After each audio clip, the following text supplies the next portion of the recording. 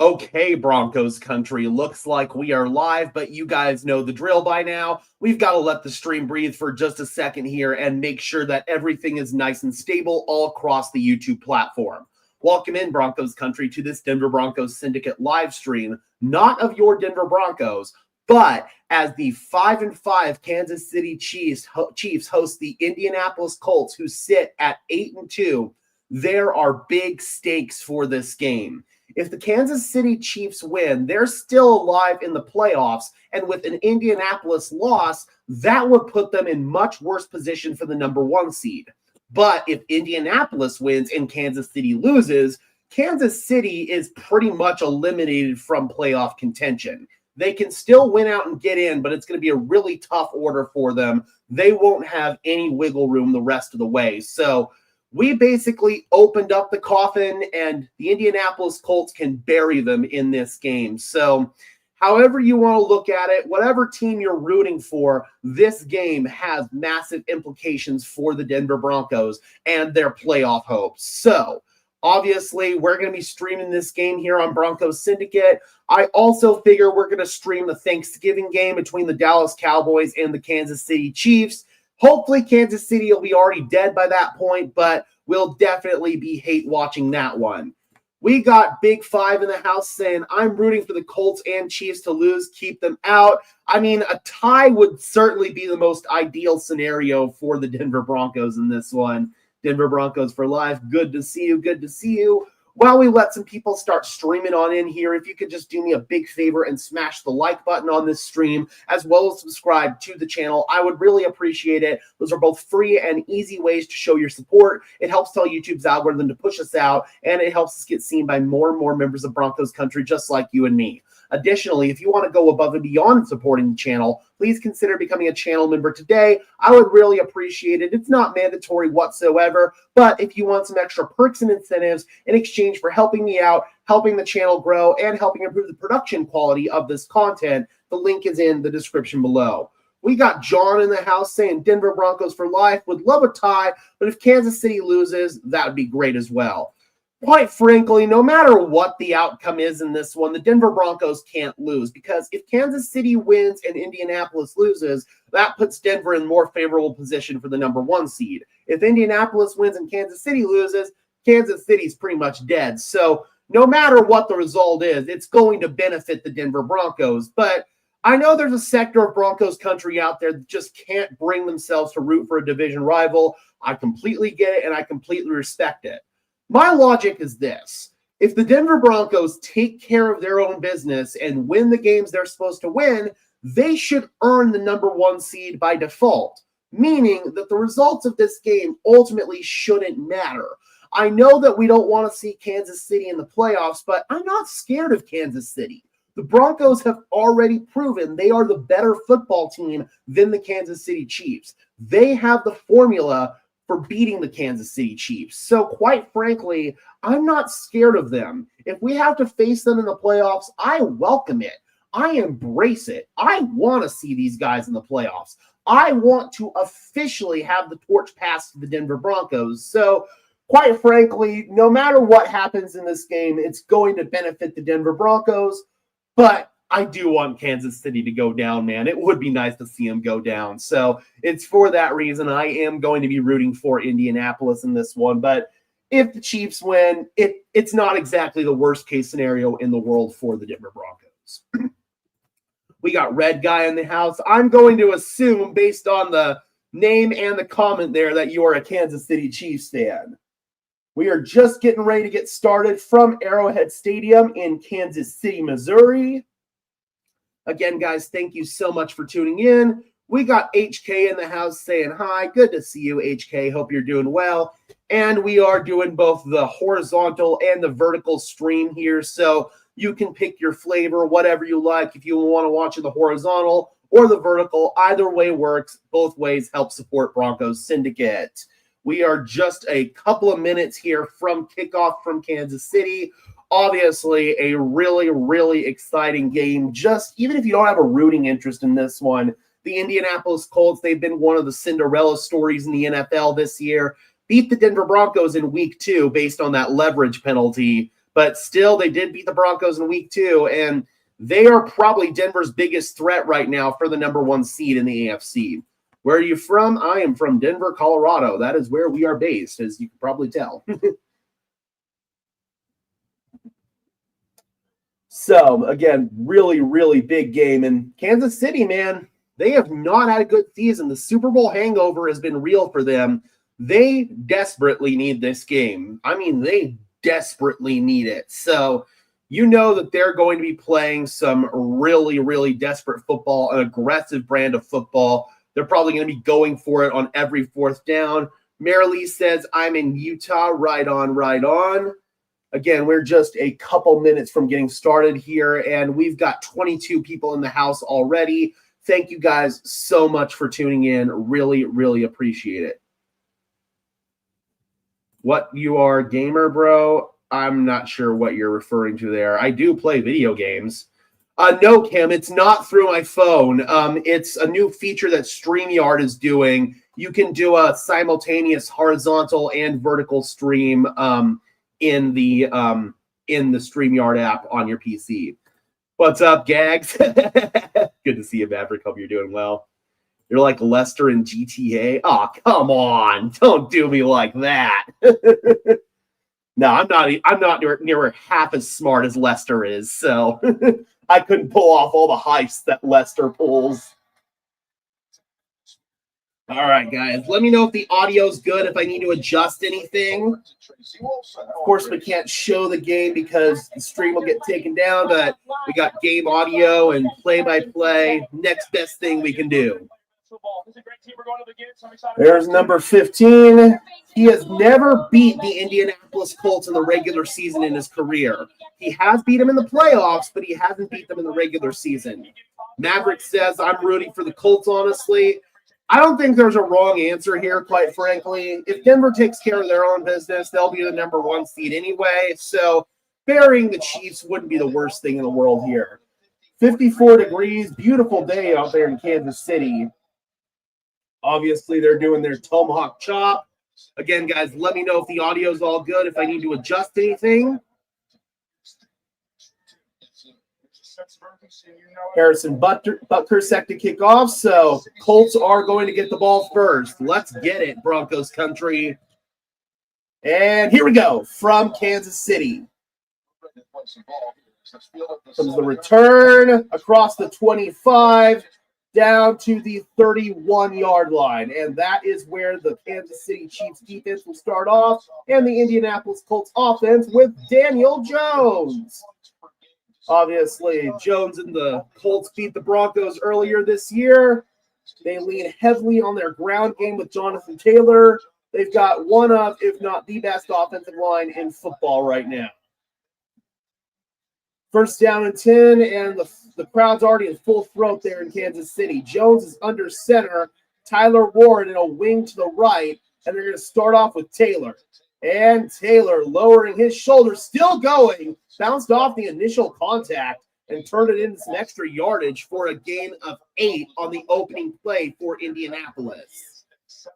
I don't want to see any chance of the Chiefs in the Super Bowl. I get it, man, but they're going to have to go through Denver, and I think the Denver Broncos are the better team. Second down and 2, there's Steve Spagnuolo, Chiefs defensive coordinator. A little shift from Michael Pittman, fake it to Taylor and dump it to Taylor. And he is met immediately at the line of scrimmage. Maybe fought forward for a yard right there. Looks like he did. Nick Bolton and Shamari Connor in on that tackle. It's going to be a 3rd down and 1 here for Indianapolis. I'd imagine both of these teams are going to be very aggressive in this game in terms of going for it on 4th down. And once again, the crowd at Arrowhead is just nutty. Hopefully I can do my best to drown out Tony Romo in this one. Bronco fan says I need the Colts to win. Jones is under center. 3 straight plays under center. It's Taylor, and he's got the first down. Able to wiggle around Drew Tranquil. Picks up 2, and that'll move the chains for Indianapolis. So Colts come out, run 3 straight plays under center. All three of them go to Jonathan Taylor, and now they've got a new set of downs. 13-20 and counting in the first quarter.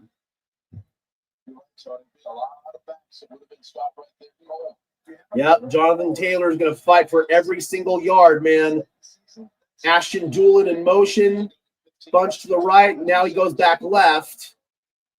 Fake it. Jones dumps in the flat. It's Michael Pittman, and Pittman, he's going to get 6 yards off of that. Forced out of bounds by Jalen Watson for the Kansas City Chiefs. That'll bring up a 2nd down and 4 for Indy. Yeah, it kind of feels like a lot of people in Broncos country are going for the Chiefs today. Or, I'm sorry, are going for the Colts today. I know that a lot of people, it's really hard for them to root for the Kansas City Chiefs. I get it. Who scares you more in the playoffs, Patrick or Jones? Who would you rather face? I mean, I'd rather face the team we'd be facing at home, and that would be the Kansas City Chiefs. Hand off. Taylor gets a couple. Tackle made by Leo Chenal, but there is a flag. In the backfield, they're already walking back. That's a holding call. At the end of the day, I'm not scared of the Chiefs. We've already proven we're better than them. Yo, they gave Alex Moore this game? They gave the rookie ref this game? Are you serious? This dude is so inexperienced, and watching him officiate a game is a disaster. Offensive holding, walk that one back. Alex Moore was the official in the Broncos Week 4 game Monday night against Cincinnati. That was an officiating disaster, and all of the games that I've seen from him since have not been any better. So I don't like this. I don't like this at all. You'd think they would have given a more experienced ref this game. Yeah, I don't like it, Maverick. I really don't. 2nd and 13 after the holding penalty. This is the first shotgun snap for the Colts in this one. Now Jones is adjusting the play. 4, 3, 2, 1. They got to snap it. Just got it away. Pressure coming from Karlaftis, and Jones along the sideline with a quick completion there to Michael Pittman, but that's only going to net 3 yards. Might have got him back to the original line of scrimmage. It did. 3rd down and 10. Yeah, George Karlaftis was immediately breathing down Daniel Jones' neck right there. 3rd down and 10. 11-21 and counting in the first quarter. It's been a solid opening drive so far for Indianapolis. They want to keep it going here. They're at their own 42. Trips to the right. Taylor standing to the right of Jones. Warren on the left side. He stays into block. Flag flies with the snap. This might be a free play. Down the seam. It's caught by Michael Pittman. We'll have to check the flag. It might have been an offside penalty, or it was on the Colts for illegal procedure. Oh, legal formation. Whenever the flag flies right at the snap, it's either offside or it's some illegal procedure. Unfortunately, it was the latter there for Indianapolis. So that walks them back even further. Takes away a massive play. Oh, looks like one of the tackles, the right tackle was too far in the backfield right there. They've been calling that a lot this season. So now it's 3rd down and 15. Couple of killer penalties for the Indianapolis Colts on subsequent plays. Daniel Jones in trouble. Chris Jones is coming. He comes underneath. Tyler Warren surging forward. He's going to be about 2 yards short. Make it 3 of the line to gain. Let's see what Shane Steichen wants to do. He's looking down at his play sheet. I think he's going to go for it. Dom says, I want the Chiefs to win. I don't care about the Chiefs making the playoffs. I want a better seed. There we go. So 4th down and 3. My thought process is this. If the Denver Broncos win the games they're supposed to win, this game shouldn't matter. The results of this game should not matter at the end of the day. 4th down and 3. Pittman goes in motion. Let's see if they want to actually snap it or they're just trying to draw him offside. Oh, false start. Right guard move. 3 straight penalties there for the Colts, and that kills the drive. Now you got to punt it away. So a promising start to the opening drive for the Colts, but It ended up stalling thanks to penalties, and now they got to kick it to Kansas City. Chris Jones says, walk it back. Rigoberto Sanchez in to punt it away for the Indianapolis Colts. I'm assuming Nico Remigio is back deep for Kansas City.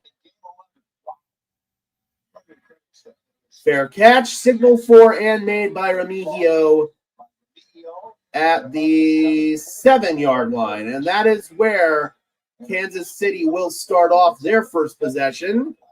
There's Patrick Mahomes, but guess what? We've got a flag. I cannot believe they freaking put Alex Moore on this game, bro. What were they actually thinking? I can tell you right now that he's going to have the majority of the airtime on this one. It's like the Broncos penalties. Again, it doesn't help when you have an inexperienced ref that is going to literally call the slightest penalty. If you sneeze, he's going to call a penalty. So, yeah, this is not good, man. You have to wonder if this was done intentionally by the league or not. I don't know if Taylor's there or not. They haven't shown her yet. 4 flags on the opening drive is kind of nuts. Yep. Again, man, that's the Alex Moore experience right there. The Broncos suffered through that garbage week 4 against Cincinnati. So hopefully the Indianapolis Colts are able to overcome that. We'll see if this is one-sided or not. We'll see if Kansas City gets those same amount of flags that Indianapolis has been getting. Keep Taylor off my screen. They haven't been showing her much in the games. I don't know if she's just not there, if they've stopped showing her. I'm assuming that she's not there because they'd probably show her if she were there, because all they have to do is show her, and that's an immediate boost in revenue and ratings. It's a win for us today. A Colts loss. We're a game ahead. A Chiefs loss, and they're buried and done. Absolutely. And like I said, if the Denver Broncos take care of their own business and win the games they're supposed to win, this game shouldn't matter. The results should not matter whatsoever. So I just want the Denver Broncos to take care of their business and earn the number 1 seed. I think the NFL ain't showing her all that much anymore. I don't know. I really don't know. Maybe after that booing incident in the Super Bowl in New Orleans, but quite frankly, I don't care. They aren't buried, but it's tough for them to come back. They're, for all intents and purposes, buried. They can only afford to drop 1 game, and I don't see them going undefeated the rest of the way. Yeah, for sure. Billy says Broncos are on fire. They sure are. They sure are. And this game has implications for the Broncos. That's obviously why we're streaming it here on Broncos Syndicate.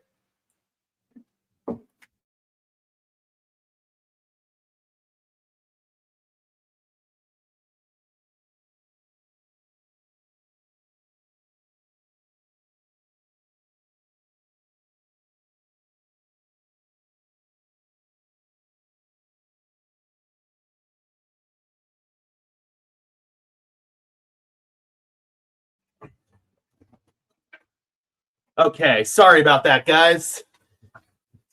Not only did my phone fall, my leg on my chair collapsed, so I fell right on my ass. Hand off to Kareem Hunt. And he gains about 2 yards right there. Mile High Magic lives. Billy says, I'm team Sam Darnold too. Sam Darnold has been an amazing story. He really has. Second down and 7. They gave Hunt 3 on that last one. Let me know if we're back after our little mishap there, guys. Sorry about that. I literally landed right on my ass. Oh, it's tipped. It's intercepted. Oh, it's intercepted by Latu. It got tipped in the air and intercepted. And Indianapolis is going to have a 1st and goal at the 2. Oh, my God, dude. Holy crap. Just deflected. He was trying to throw the slant to Rice. Latu was right in the lane. Holy crap. How did he not see Latu? Tipped it and deflected it to himself. Let's go. Awesome. Cool. Let's go, baby. First down and goal inside the 5 for Indianapolis. An improbable Kansas City turnover. Maverick says, and there's a Jonathan Taylor score. I imagine it's coming. All right, they're going to give it to him at the 3-yard line. First down and goal, 8:54 in the first quarter.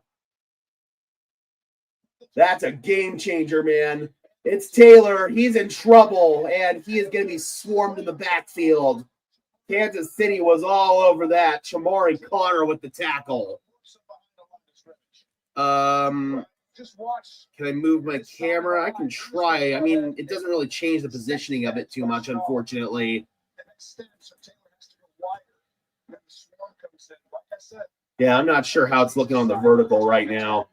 Second and goal, 8:25 and counting in the first. That backed them up to the 6. They lost 3 yards on that. Pittman shifts. Bunch formation with Warren at the top. Comes underneath. Touchdown! Touchdown, Michael Pittman. Let's go. What a start. So the Indianapolis Colts, they got a punted away on their opening drive, but they get the ball on a tipped interception by Laiatu Latu at the 3-yard line, and they're able to cash in with Michael Pittman. Let's go. So are you guys rooting for the Colts? At this point, I just want the Denver Broncos to get the 1 seed, and if they win the games they're supposed to win, they should get the number 1 seed. So the results of this game should ultimately be irrelevant. So for that reason, I'm going for the Chiefs to get buried. We got JP in the house. Good to see you. Hope you are doing well. Got to make sure that Pittman was in. Everything looked good there. But they will review it. All scoring plays are subject to booth review. And they confirm it. Let's go. So, an early statement by the Indianapolis Colts. The extra point is good. And Indy leads 7-0. Points off turnovers is huge in this game. What's your take on Denver signing a wide receiver in free agency? I would like them to. I'd like them to sign a more prototypical Z wide receiver, somebody who can be the other outside receiver alongside Cortland Sutton. But the Z position, you're lining up off the ball. You go in motion a ton. Denver's got a couple of slot guys in Troy Franklin and Marvin Mims, but they don't really have a true Z. Bryant, more of an inline guy as well as a backup X. So that's the type of receiver that I would want Denver to go after, be it through free agency or a trade. Mahomes is turning into Russ. That was a bad turnover, man. I don't know how he didn't see Latu in that throwing lane. So, yeah, we got Lanks in the house. Good to see you. So, big turnover right there. And in a game like this, getting those points off turnovers is what ultimately could decide the outcome of this one.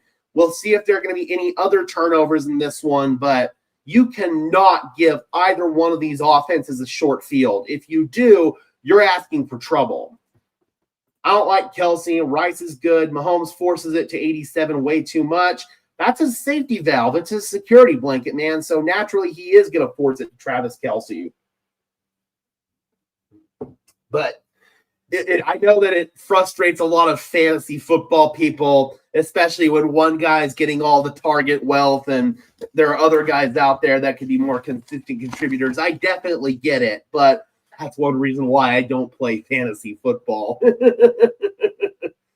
I played it a couple of years ago and always forgot to set my lineups. I had to deal with injuries, so we need the Bengals to come through too, for sure. But I'd say right now, Indianapolis is the bigger threat to Denver for the number 1 seed just because they've got that head-to-head tiebreaker. However, I see some losses on Indianapolis' schedule. They've got to play Seattle. They've got to play San Francisco. Those are both going to be really tough games.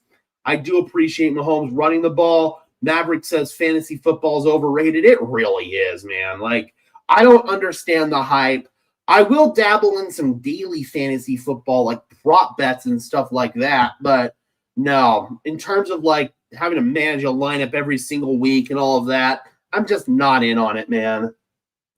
I'll help my buddy out. He likes me to help him with his fantasy drafts, but outside of that, I do not dabble in fantasy at all.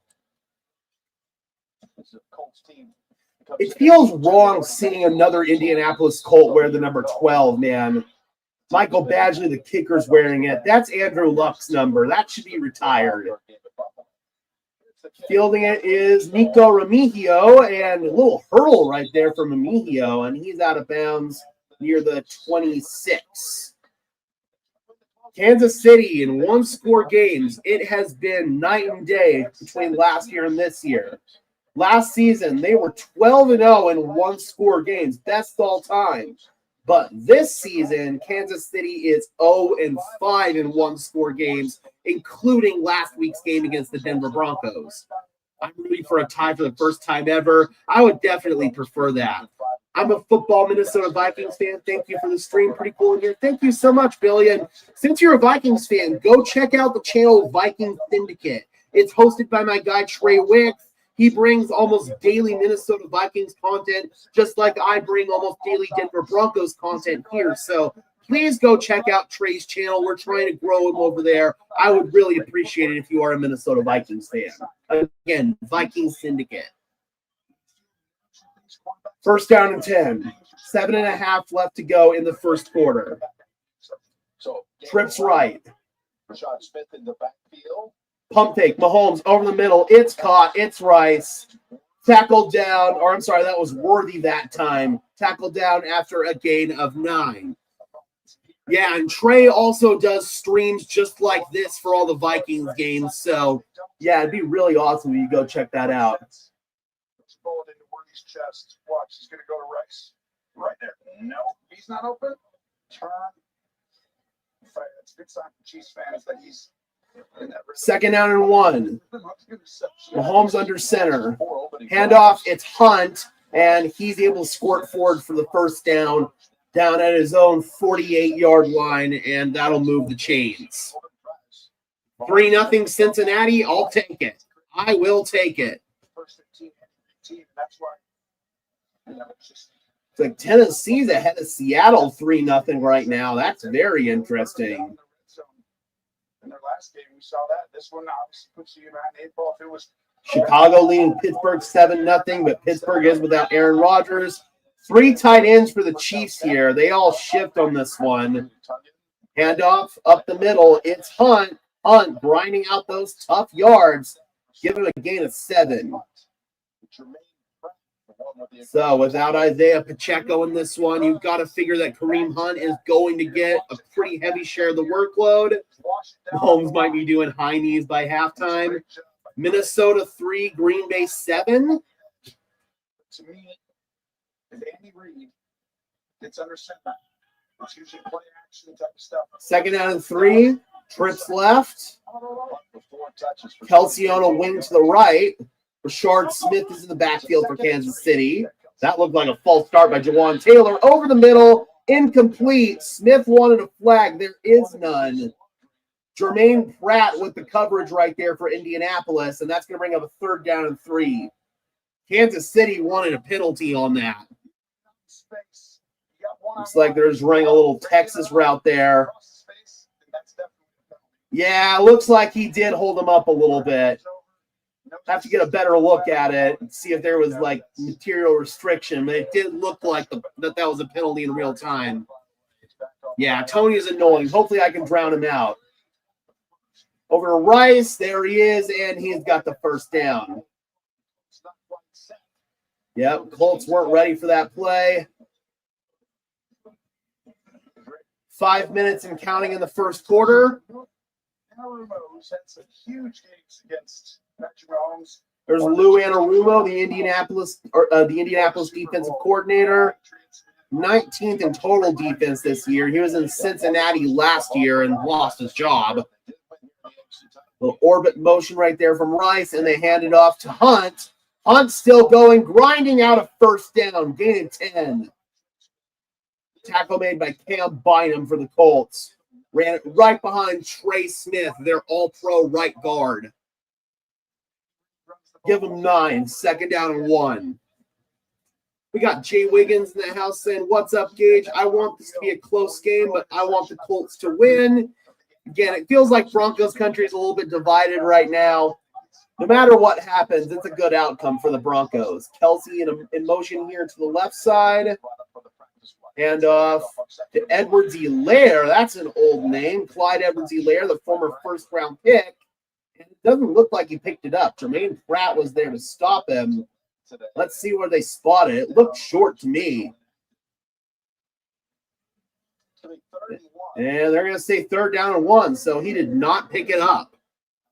Comes in as an eligible receiver on that offensive front.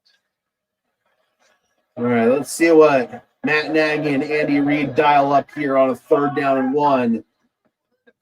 Little inverted wishbone formation, and it's Kareem Hunt. Nothing fancy. He's going to pick up the 1st down. Running behind those 3 tight ends there for Kansas City. They've been using these 3 tight end sets a lot more recently. I don't mind Aikman too much, but Collinsworth is so hard to listen to. And next week, we get Collinsworth here in Denver. Before the Buffalo game, you watched 3 out of 4 games. They're rushing for 140, 50 yards a game. And I was like, this is the most. So 1st down and 10, Kansas City on the move. They are at the Indianapolis 29. So this has been a really extended drive after their turnover. Dumping underneath to Smith. He's got a lane to turn the angle, and he's got the 1st down. Not a fair matchup when you got a defensive lineman chasing a really speedy running back. Just dumps it off in the flat right there, and Smith is so speedy, turns the corner on Tyquan Lewis. That's just not fair. That is not fair at all. Run the ball, get the ball out fast. The celebration from Smith afterwards. And it's 1st down and 10 now from the Indianapolis 19. Indy's showing single high coverage. Now they kind of rotate down, and they blow it dead. They're trying to throw it out to Rice really quickly. And stoppages.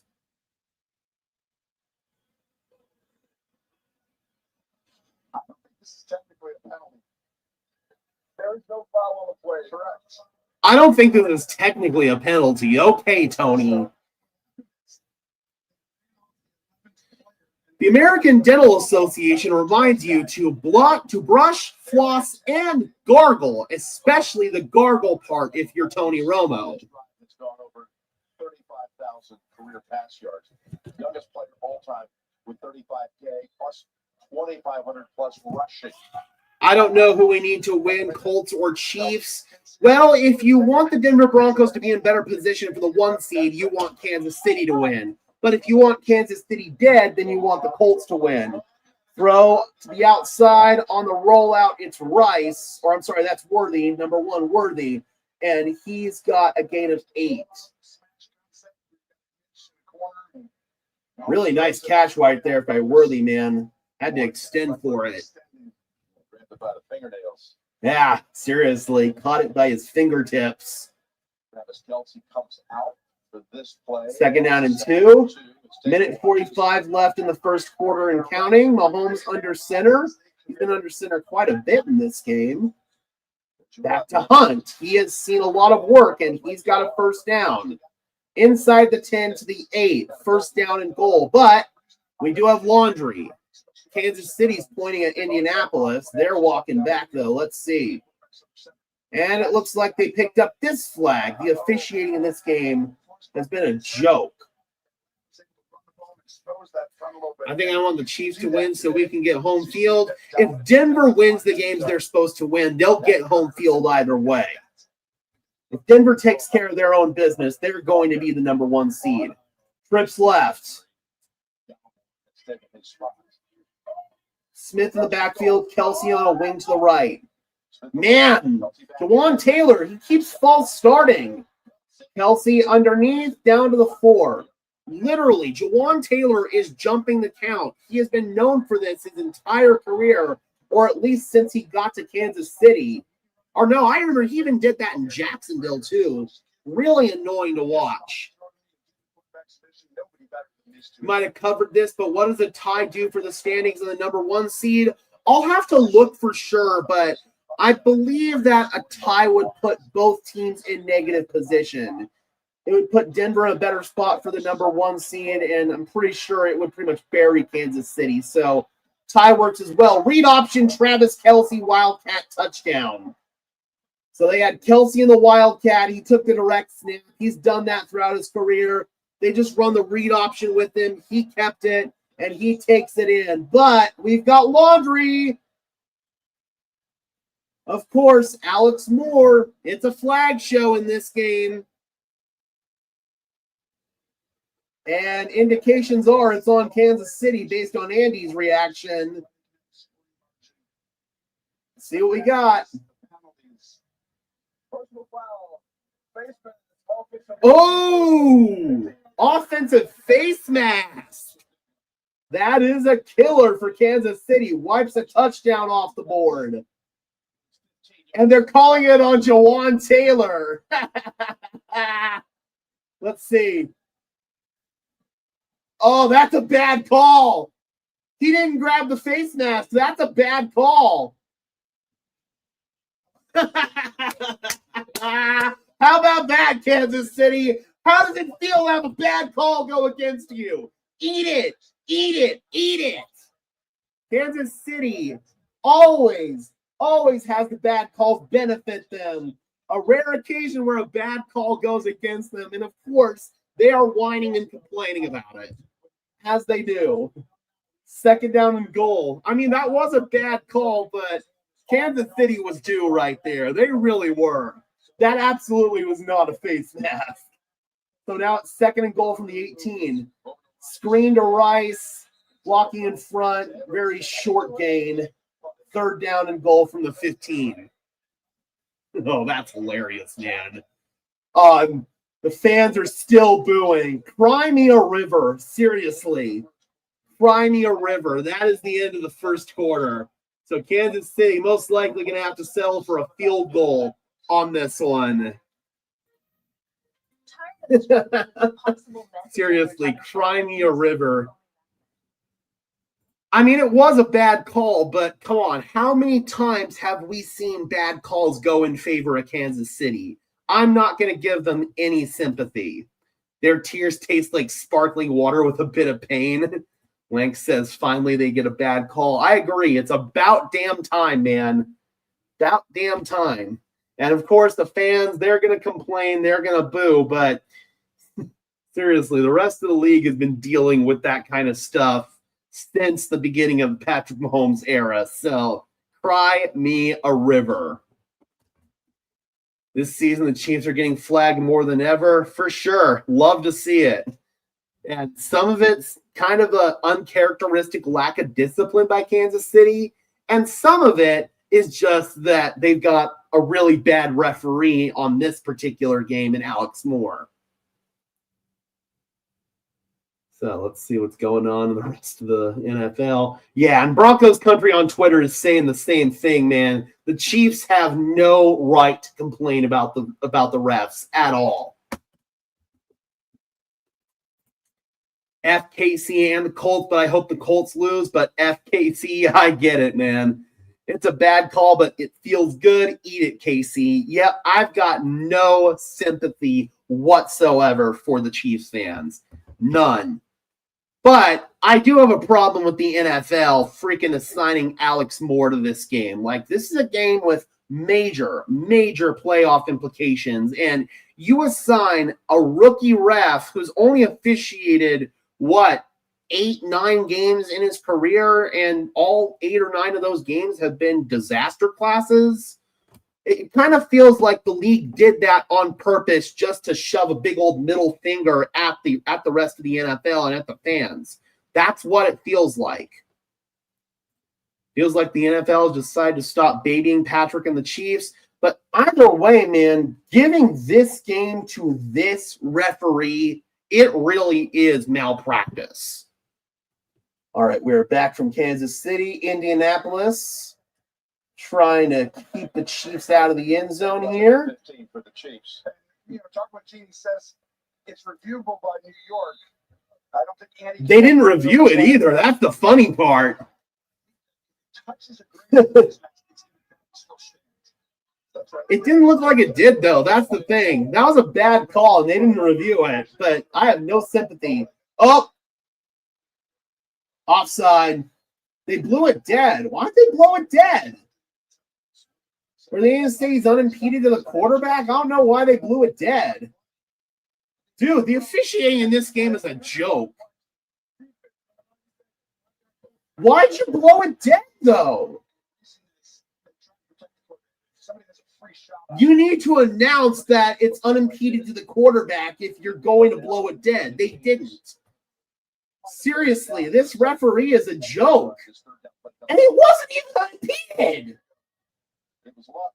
I don't blame him for being mad there. That's bullcrap.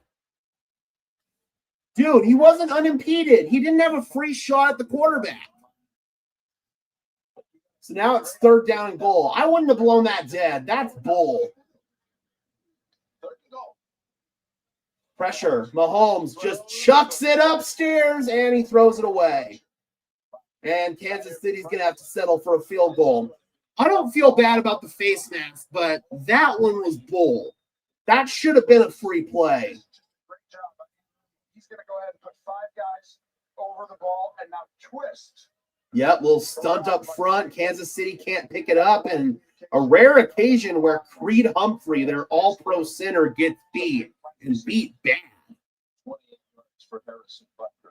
Here's Harrison Butker, Mr. Wide Right himself, for a 28-yard attempt. And that time he's right down the middle. So, Kansas City, they march downfield. Some penalties, push them back, and they end up having to settle for a field goal. 7-3, Indianapolis maintains their lead. So this game's had a little bit of everything so far, but it's definitely been a ref show, an absolute ref show, man. And I know collectively we don't like that as NFL fans. We don't want to see the refs on the screen. No matter what team we're rooting for, we don't want to see refs taking up all the airtime. So, yeah, not fun. Not fun at all. Courtesy of ref ball indeed. Bengals doing us a favor so far. Is it still 3-0? Let's go ahead and actually look at some NFL scores here. Why don't we? Why don't we? Up, Seattle tied Tennessee. They're at 3-3. 7-3 still, Packers over Vikings. No score in the Jets-Ravens game. Still 3-0 in the Bengals-Patriots game. Steelers-Bears is tied at 7. Giants, they lead the Lions 10-0. Oh, boy. Oh, boy. My guy Derek over at Lions Syndicate, he is probably fuming right now. How are the Lions down 10-0 to the Giants? Holy crap, bro. Dude, how in the hell are the Giants leading the Lions? Is this like one of those Jameis Winston mega games? Like, is Jameis going off in that one? What is going on? Oh, man. I know that Lions fans are going to be pissed. Absolutely pissed. Yeah, I don't know what's going on in that one, but it wouldn't surprise me if Jameis is having like one of those big Jameis games that he usually has at least once per season. Dude, that's crazy. We'll see if Winston's going to be in there or not. Dart might be back by that point. 5 for 7 for a $129 and a touchdown. That's pretty damn good, man. Last time we got the full Jameis Winston experience was that Monday Night Football game. That was against the Broncos. I was at that game. Really crazy. Obviously, Jameis Winston, 500 yards, 3 touchdowns. Then threw a couple of touchdowns to the wrong team to top it all off. So we'll see how this one ends. Oh, my God. Florida State's retaining Mike Norvell. Oh, come on, bro. Have fun with another year of mediocrity. Butker kicks it off. And fielding it there is Anthony Gould, and he is going to be popped at the 25-yard line. Big time hit, and that's where Indianapolis will start off. Wandale, $106 and a touchdown already? Damn. That's crazy. Poor Lions, man. They fell victim to the Jameis Winston experience. So many creative, artistic ways to raise awareness for most needed philanthropic effort. First down and 10. 14:47 in the second quarter. Little pop pass. It's Josh Downs trying to turn the corner, and he gets to about the 30-yard line. Oh, is it My Cause, My Cleats Week? One of the cooler things that the NFL does, man, players, they get to wear customized cleats, benefiting charities of their choice. That's what happens when you beat Bama. Still, though, man, he's like the epitome of mediocrity. I'm not an FSU fan or anything like that, but I can't stand bad or mediocre football, and keeping him is going to keep that there in Tallahassee. Handoff to Taylor, bouncing it outside, and give him a gain of 5. Third down and 1.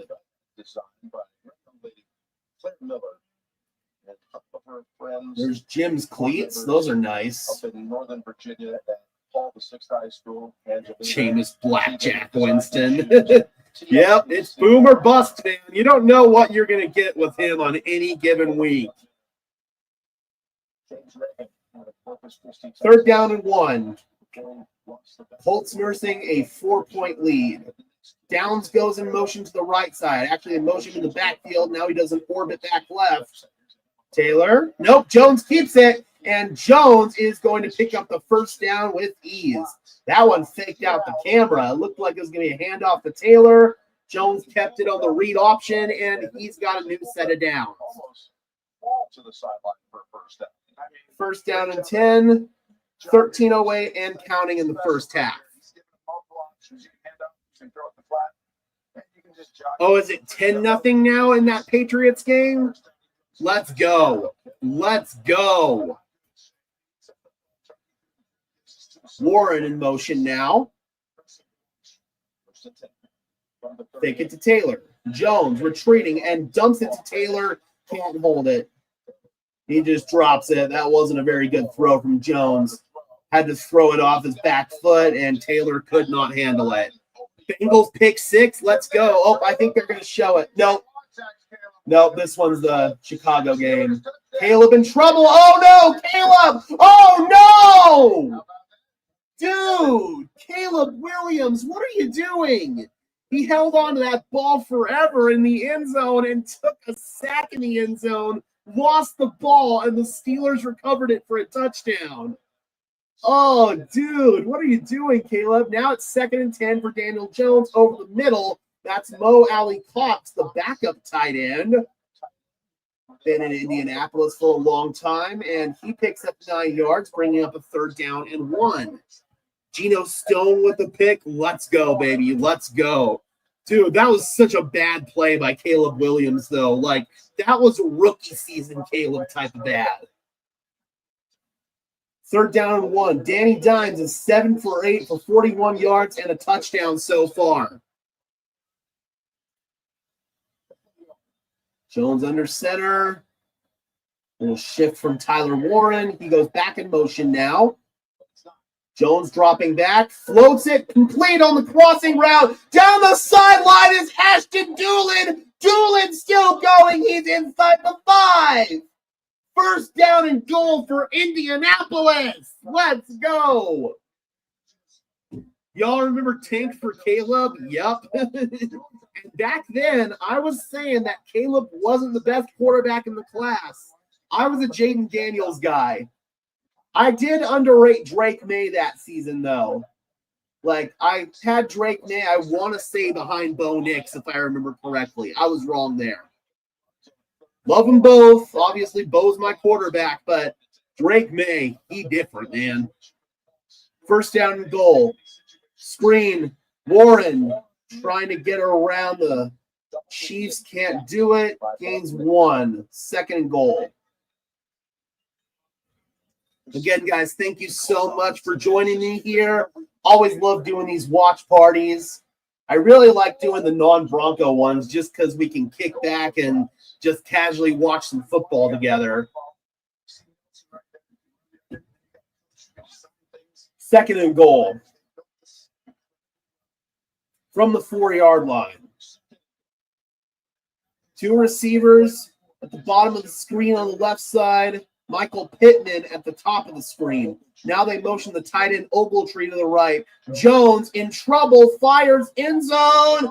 Caught, touchdown! It's Drew Ogletree. Their 3rd string tight end gets in on the party. Anybody who had a Drew Ogletree anytime touchdown ticket, they're feeling pretty good right now. Have to make sure everything was clean here. The official kind of hesitated on it. Catch, 1 foot, 2 foot, touchdown. Let's go. So Drew Ogletree getting in on the scoring party. Let's go, baby. And Indianapolis with an early statement at Arrowhead. Yep, that's a touchdown. Extra point, Michael Badgley drills it right down the middle. So Indianapolis with a 14-3 lead over the Kansas City Chiefs. Indy's first offensive drive stalled out, but then they got the tipped interception, set them up 1st down and goal from the 3. They cash in. Now they go on another drive here, and they cash in 14-3. Let's go. Nice throw from Daniel Jones. Back of the end zone to Drew Ogletree. Really, really good stuff. I was a Bo Nix fan since that Oregon-Colorado game. Yeah, that was one where Bo Nix lit it up. He definitely did. 10-0 Bengals. Absolutely love it, man. So this game is going really, really well for the crowd that wants Kansas City to be buried. So I can't believe it, man. Kansas City, they're in danger of falling below 500 heading into Thanksgiving. What would your opinion be on the Broncos signing Brandon Ayuk? Not worth the headache. Not worth the headache. He's making noise in San Francisco. San Francisco is a good team. He'd be making the same kind of noise here in Denver. Sean Payton, he doesn't want anything to do with diva receivers. That's why he traded away Jerry Jeudy. So I don't think they'd be interested personally. Shai says Kansas City Chiefs losing again. Oh, it feels good, man. This might be the game where the Chiefs get buried, but as I always like to say here on this channel, it ain't over till the fat lady sings. There is still a lot of football left. Brandon is way too dramatic. He's like Jerry. Yeah, I agree. It's just not worth the headache, man. So I'm staying away. We'll see if the Broncos feel different, but based on what I know about Sean Payton and the culture that he's building here in Denver, I don't think a guy like Brandon Ayuk is going to fit that culture. That's just my opinion. Since we're at a commercial break, guys, I'm going to go ahead and do a quick reset on my connection. So the stream's going to drop just for about 15, 20 seconds, and then we will be back. Don't worry, I'm not going anywhere. I will come back in just a second. So we're going to go ahead and do that right now.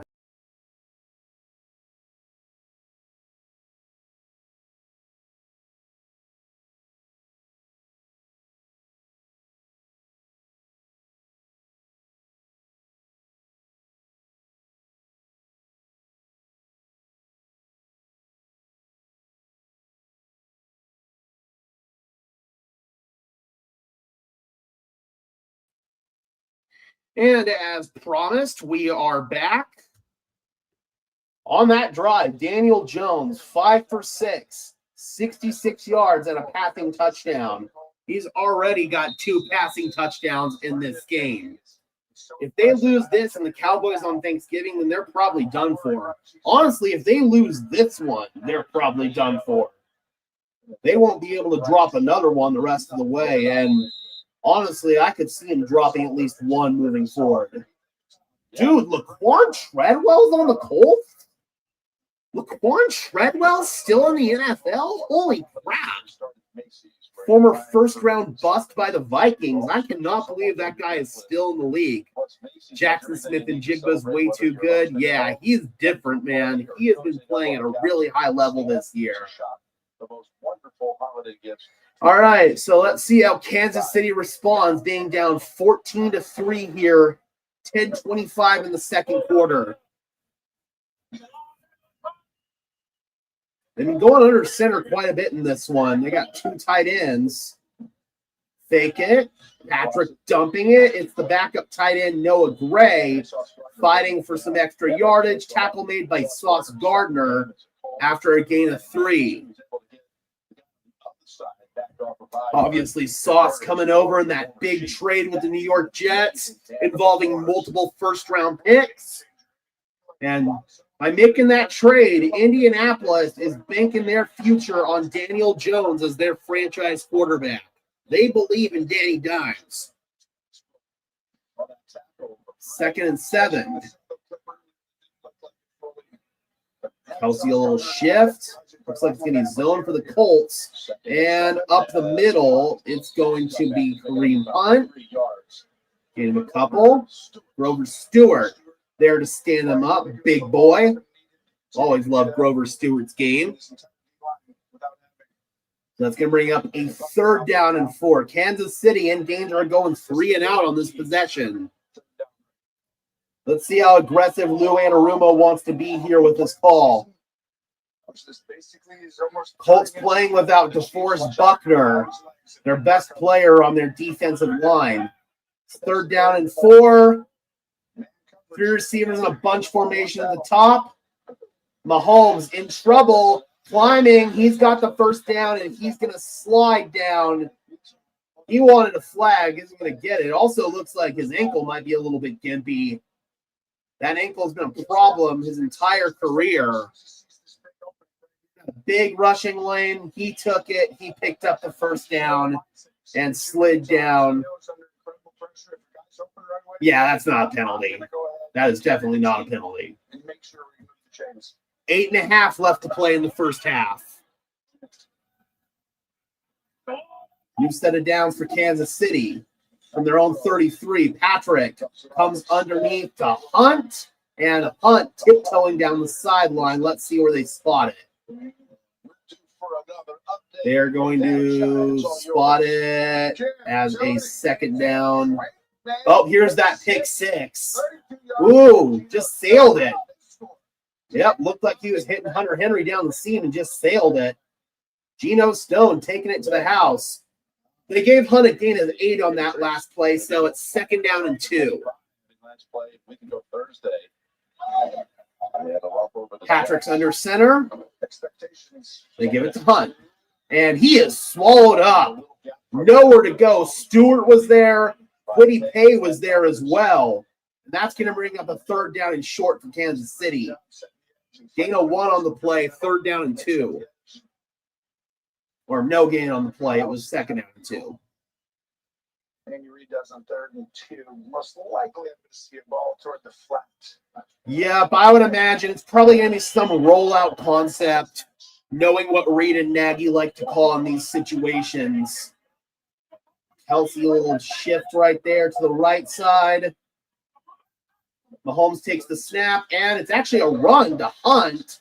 He didn't get there. That's short. That's short. Yep. Gain of 1. That is definitely 4th down. Hunt's still down on the ground. Okay, they help him up.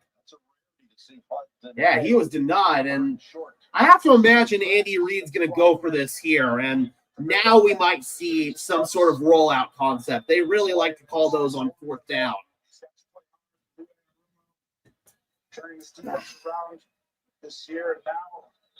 And now it looks like he's going to burn a timeout. He is.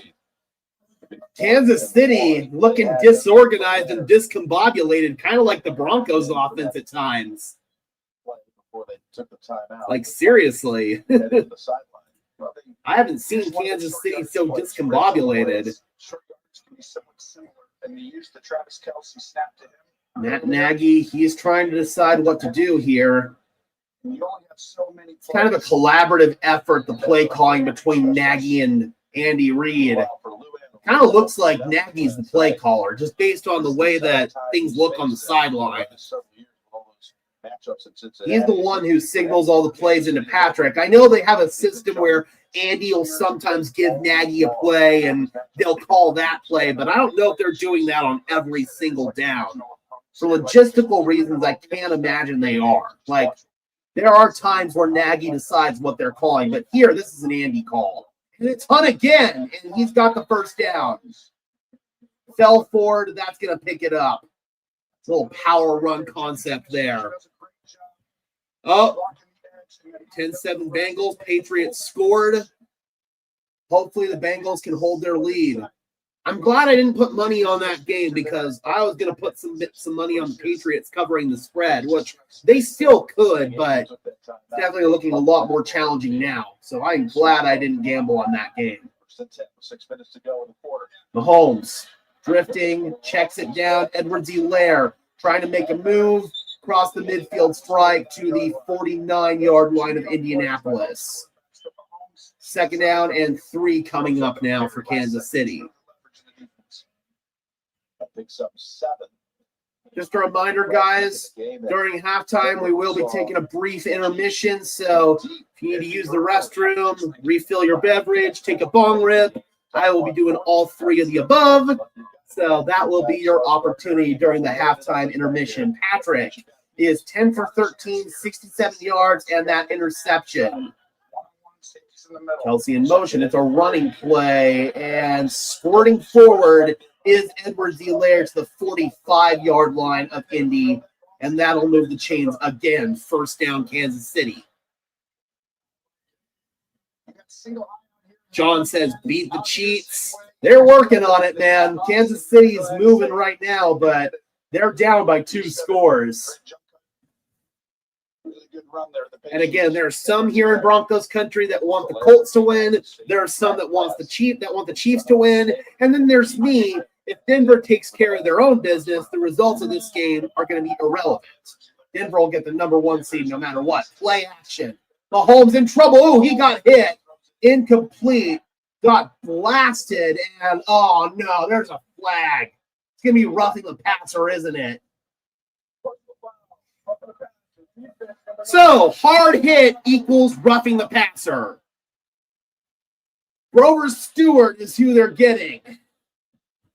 Let's see it. Let's see it. So, apparently you're not allowed to hit a quarterback when he's throwing the ball. What the fuck? Oh, come on, yo! No body weight. Tries to get off of him. What the... Dude! Come on! That is such a weak-ass call. No. Man. That is such a weak call. New set of downs for Kansas City. They're at the Indy 30. They just got gifted one. Come on, brother. That is not roughing the passer. If that's roughing the passer, oh, come on. If that's roughing the passer, then I'm a 10-time All-Pro NFL offensive lineman. Nope, can't touch the golden boy. Cheat strike again. Bullshit. Yep, I agree. God, man, that's such a bad call. 2nd and 7 now from the Indianapolis 28. Trey Smith is off. That's huge. Mahomes is rolling. Sack him! Yo! Oh, there you go. They got him. Mahomes is like 15 yards in the backfield. Samson Ebukam initially had a chance to sack him and couldn't. And he's locked up right there. Nowhere to go. Good coverage by the Colts. Oh, that was Lewis, actually, that nearly had him in the backfield, but still. Come on, dude. You can't let him just dance in the backfield like that. 3rd down and 9. Let's get off the field. Freaking bull, man. Mahomes climbing the pocket, in trouble. He's going down.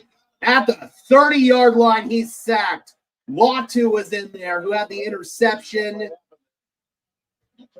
Austin Ajike, the former Bronco, was also in there.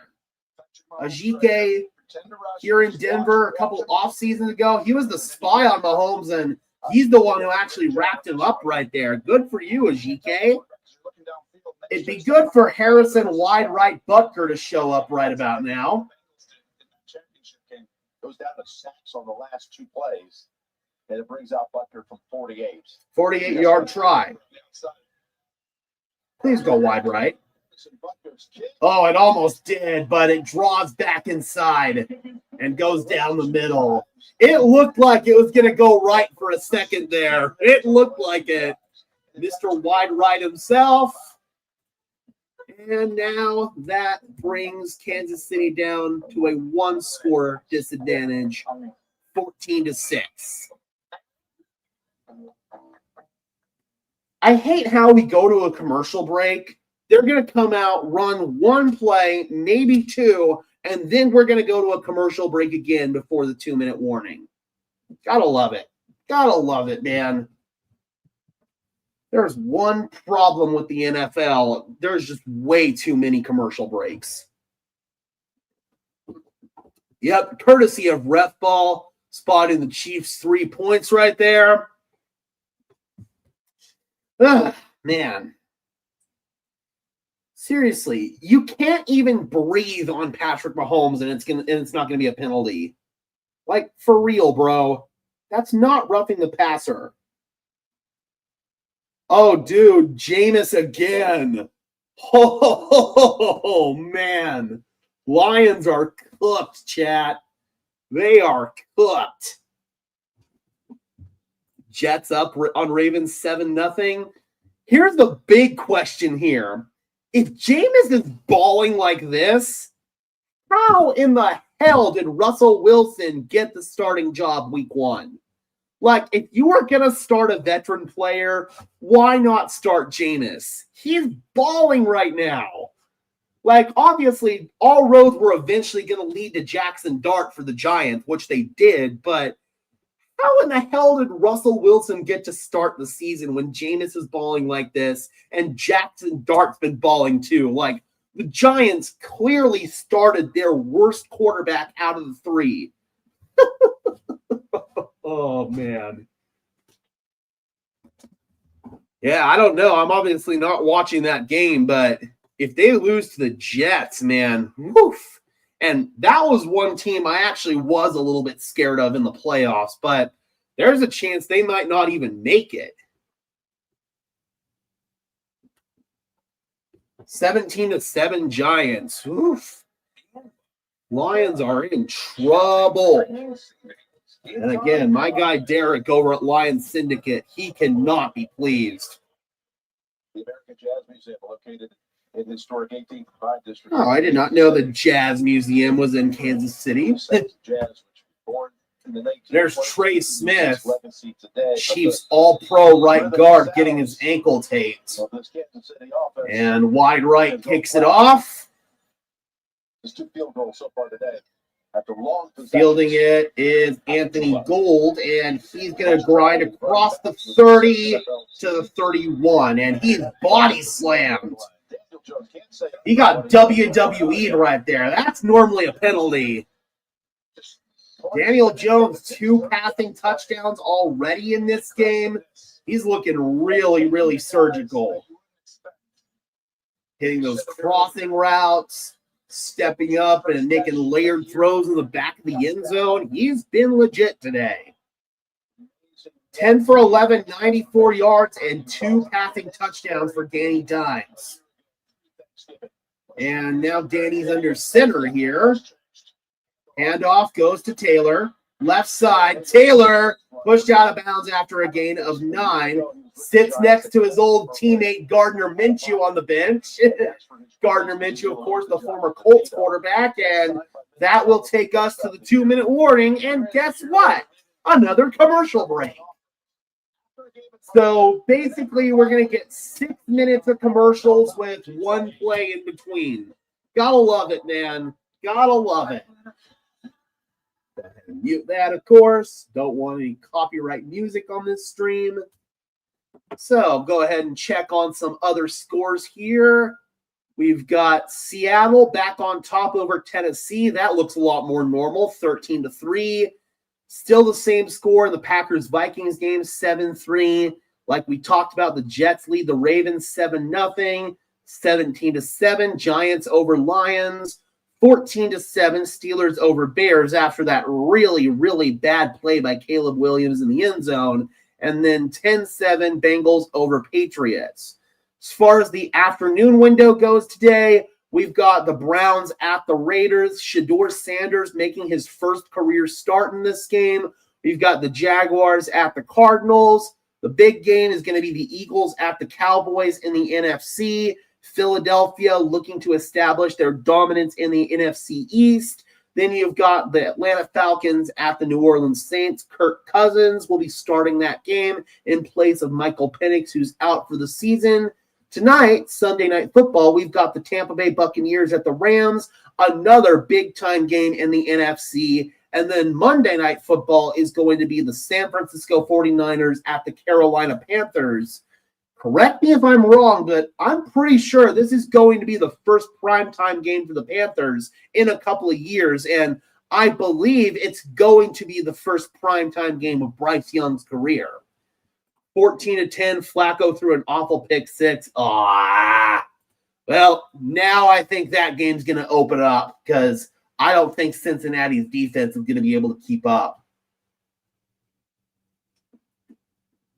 That's unfortunate, man. Cincinnati had an opportunity, and they may have just squandered it. Let's go ahead and make our halftime banner here.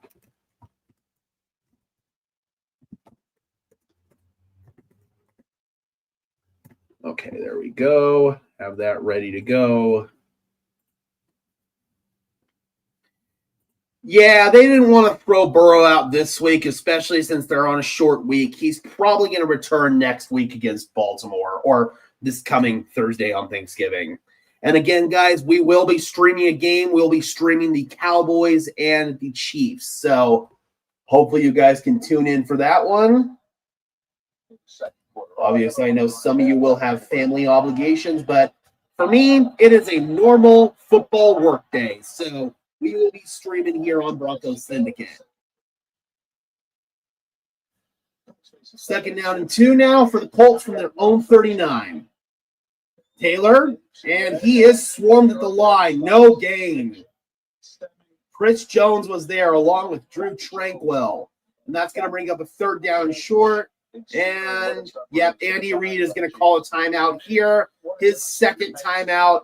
Minute 55 left. It's 3rd down and 1 for Indianapolis. Obviously, he wants to get the ball back. And the Kansas City Chiefs do get the ball to start the second half. So Indianapolis, they definitely would like to get a score here.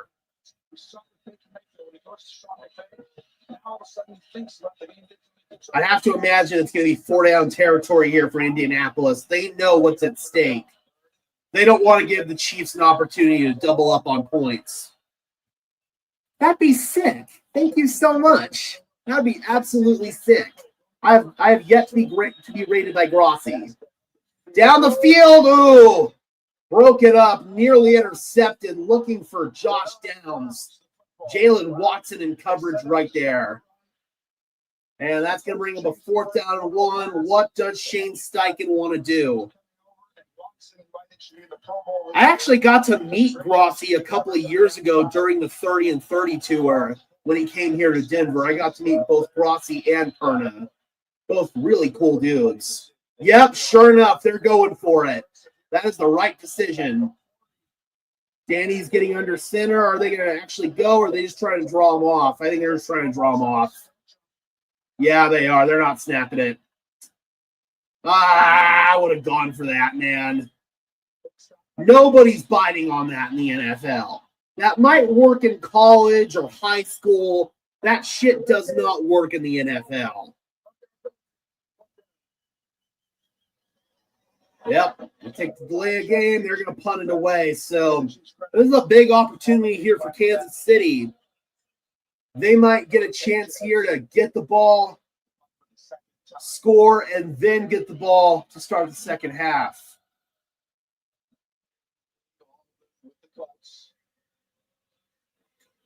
Remigio stands back at the 15.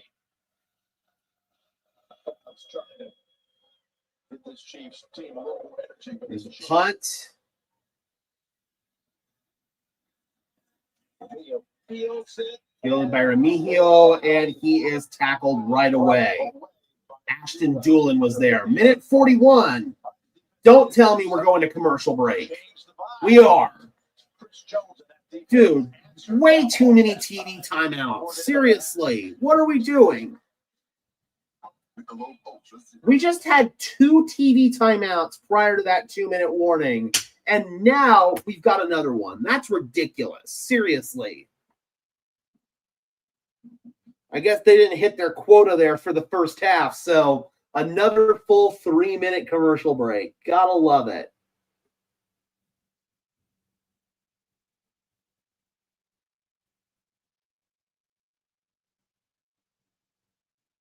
Looks like flags are a big problem in all the other games too. So feels like today is just a penalty flag day across the NFL, man. Gotta love it. Ooh, Joey Porter leg injury for the Steelers. Up, touchdown Chicago. Caleb Williams to Colston Loveland.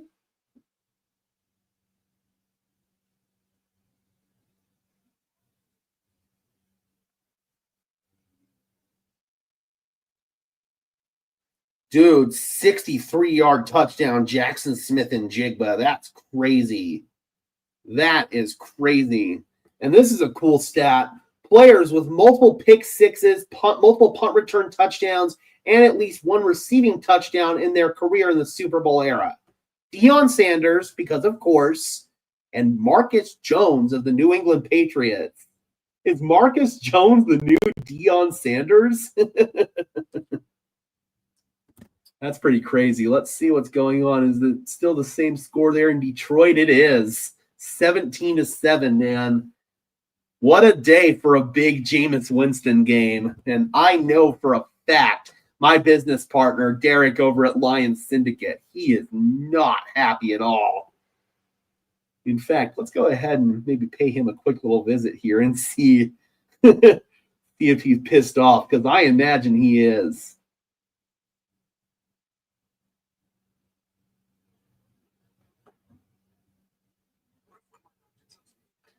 Three ads? No, I'm not sitting through 3 ads. That's ridiculous. I've never seen 3 ads on YouTube, and I have an ad block on my computer, but not on my phone. Oh, yeah, Derek is not happy. All right, here we go. Let's see if Kansas City can put some points on the board here before the end of the half. And again, they do get the ball to start the second half as well.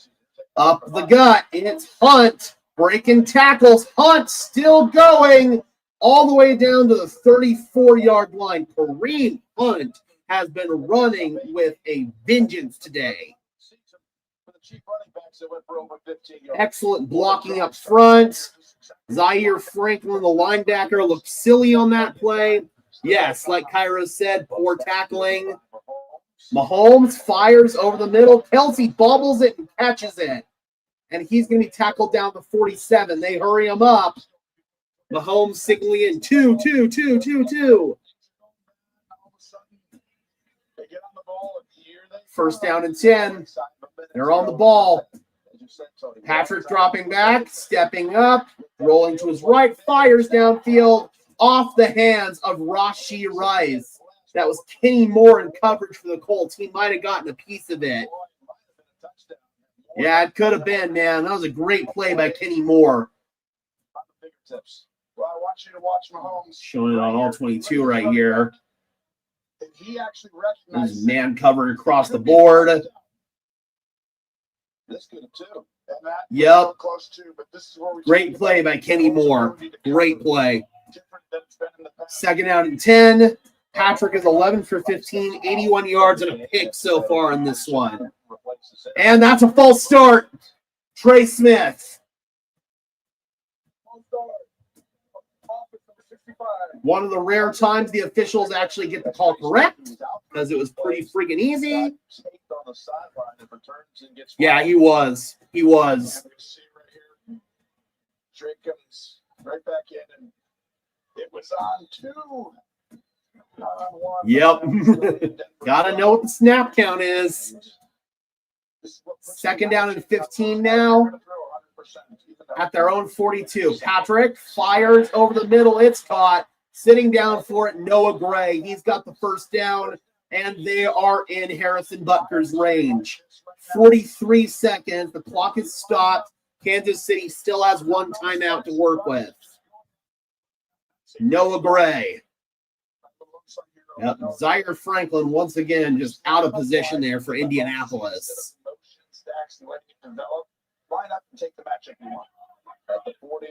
Two receivers to the left. Clyde Edwards-Helaire in the backfield. Patrick looking right, fires over the middle. Travis, and he is caught. Number 0 tackles him, but there is a flag. Both teams pointing in each other's direction. Patrick thinks it's on Indianapolis. They're going to say face mask Indianapolis. Let's see if this was the right call. Half the distance to the goal, automatic first down. Where is the face mask? Yep, that one's the right call. That one actually was a face mask. Kelsey with the option route going right there. Yeah, Kelsey almost scored on that one. That's how we do it. Travis with a couple of catches on this drive. Not yet, no. But, boy, we saw that a lot in the Denver game.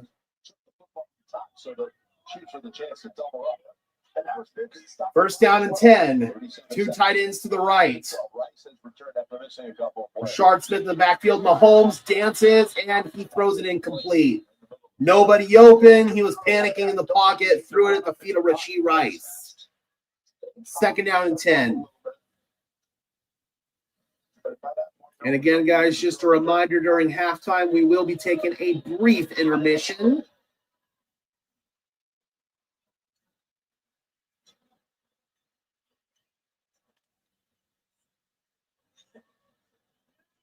.32 seconds left in the half. Still one timeout for Kansas City. They're at the Indy 12. Still holding up to that timeout. Oh, and the Lions scored. Jahmyr Gibbs, 3-yard receiving touchdown. Mahomes dances, fires it out of the back of the end zone. Good coverage by the Colts. Nowhere to go. He throws it away. And guess what? We got more laundry. And Patrick's doing the little pointy thing. So I know for a fact it's roughing the passer. It's roughing the passer again, man. They call it on Latu. Let's see what we got. Good to see you, Jammin. Hope you're doing well. Yeah, that one's legit. That one's legit. He went low. That one is legit. They're going to call that one every time. The last one was bull. That one was legit. Soft, yes, but I know why they called that one. You can't go low. I'm a lot less mad about that one than the last one. But regardless, it's an automatic first and goal from the 6. And stoppage. Timeout, Indianapolis. 30-second timeout. So we got a little Derrick Henry State Farm commercial. Again, guys, thank you so much for tuning in. Just this little casual stream here as we watch a game that has heavy playoff implications for the Denver Broncos.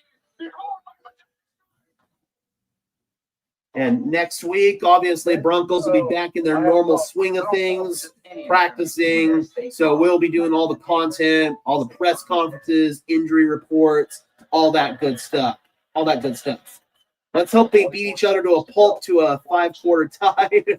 Got to protect their girl Patty, otherwise the check won't clear. If that was Jones, there'd be no flag thrown. We all know the officiating is one-sided, and it doesn't help that you've got a terrible referee in Alex Moore to boot. First and goal, pop pass to Rice. He's got a block, and Rice inside the 5. Mark him at the 4. Second and goal. And again, Kansas City, they get the ball to start the second half, so they've got a golden opportunity to double up. Reed and Nagy deciding what they want to call. Patrick on the sideline with them.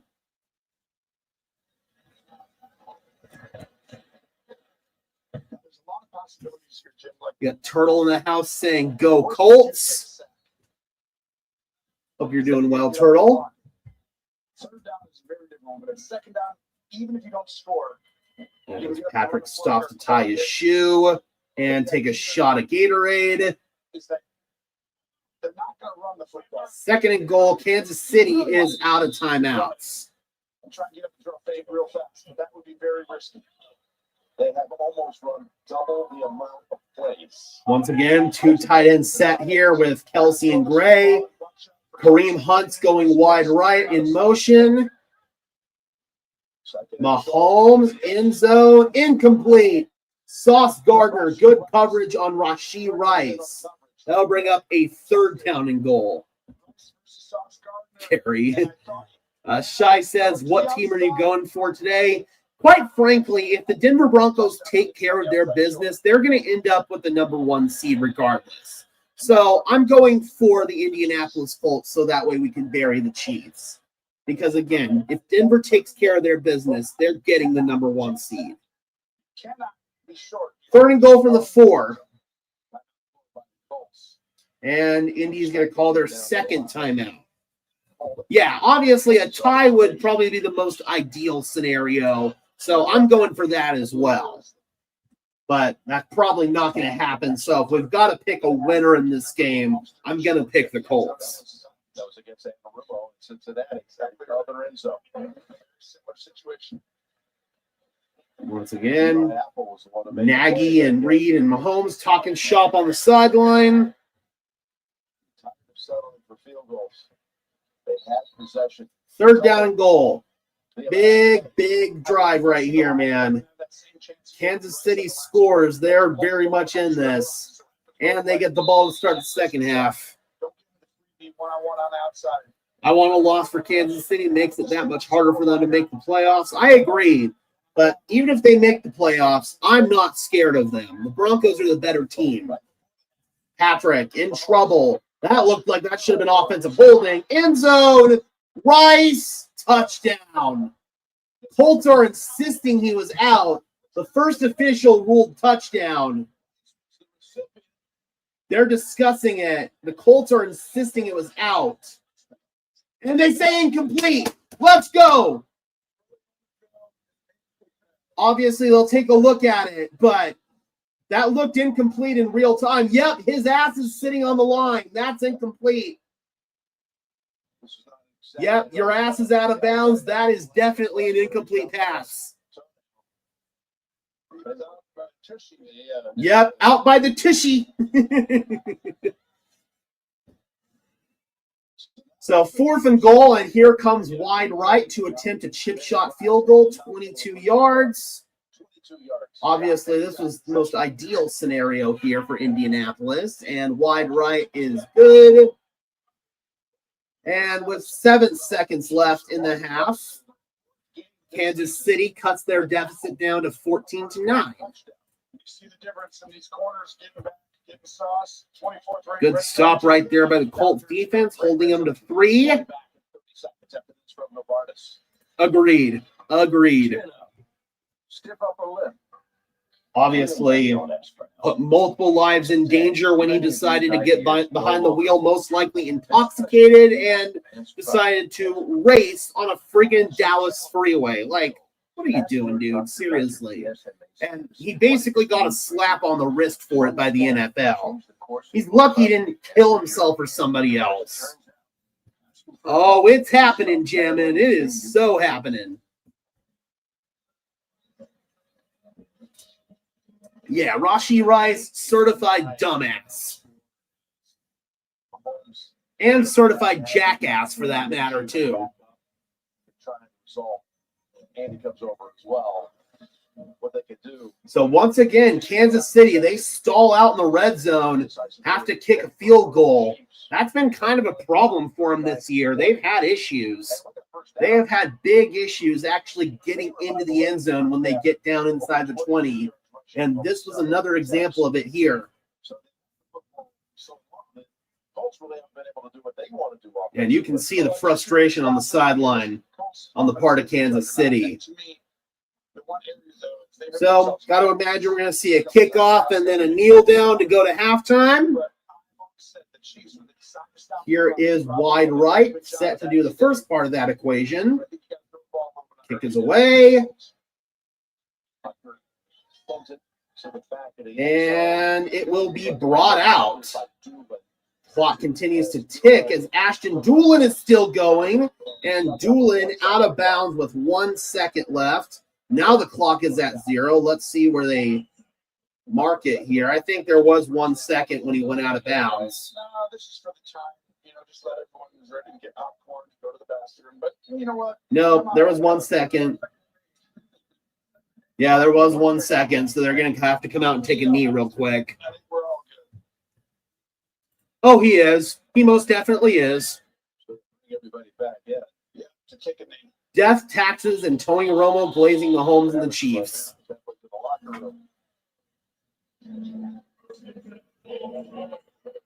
All right, let's come out and take this knee.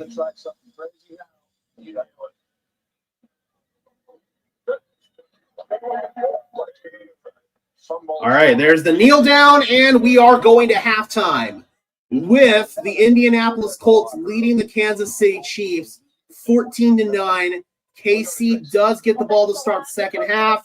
I'm very briefly going to go ahead and disconnect just to reset my internet, and then we will be back and we will go on our halftime intermission here. So I'm going to drop my connection, then we'll be back after 30 seconds.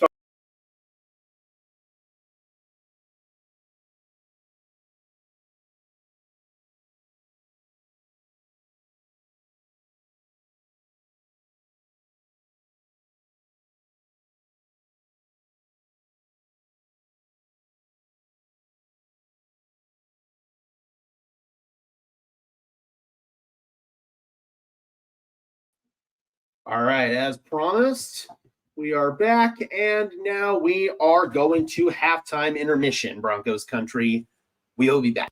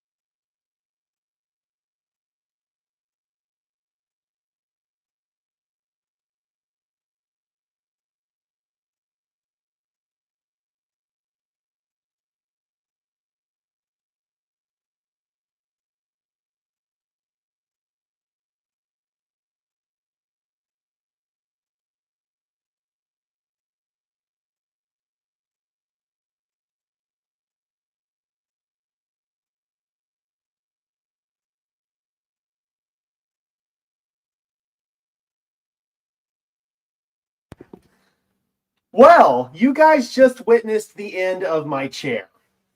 It broke. The leg just completely went on it. Oh, man. Well, because of that, since I don't have another chair, we're going to call an audible here. And it looks like we're going to have to do the remainder of this stream standing. Because that is the only thing that I think we can really do here, unfortunately. Okay, good. We're unmuted. That's good. Yep, looks like we're going to be doing a standing stream the rest of the way, Broncos country. Yep, sure am. Yep. My chair leg broke. All right, let's go. Jones, give me your time. Yep, so we're calling an audible. We're doing a standing stream. Man, I landed right on my ass. All right, Tyquan Thornton with the return out to about the 31-yard line. Dude, that was funny.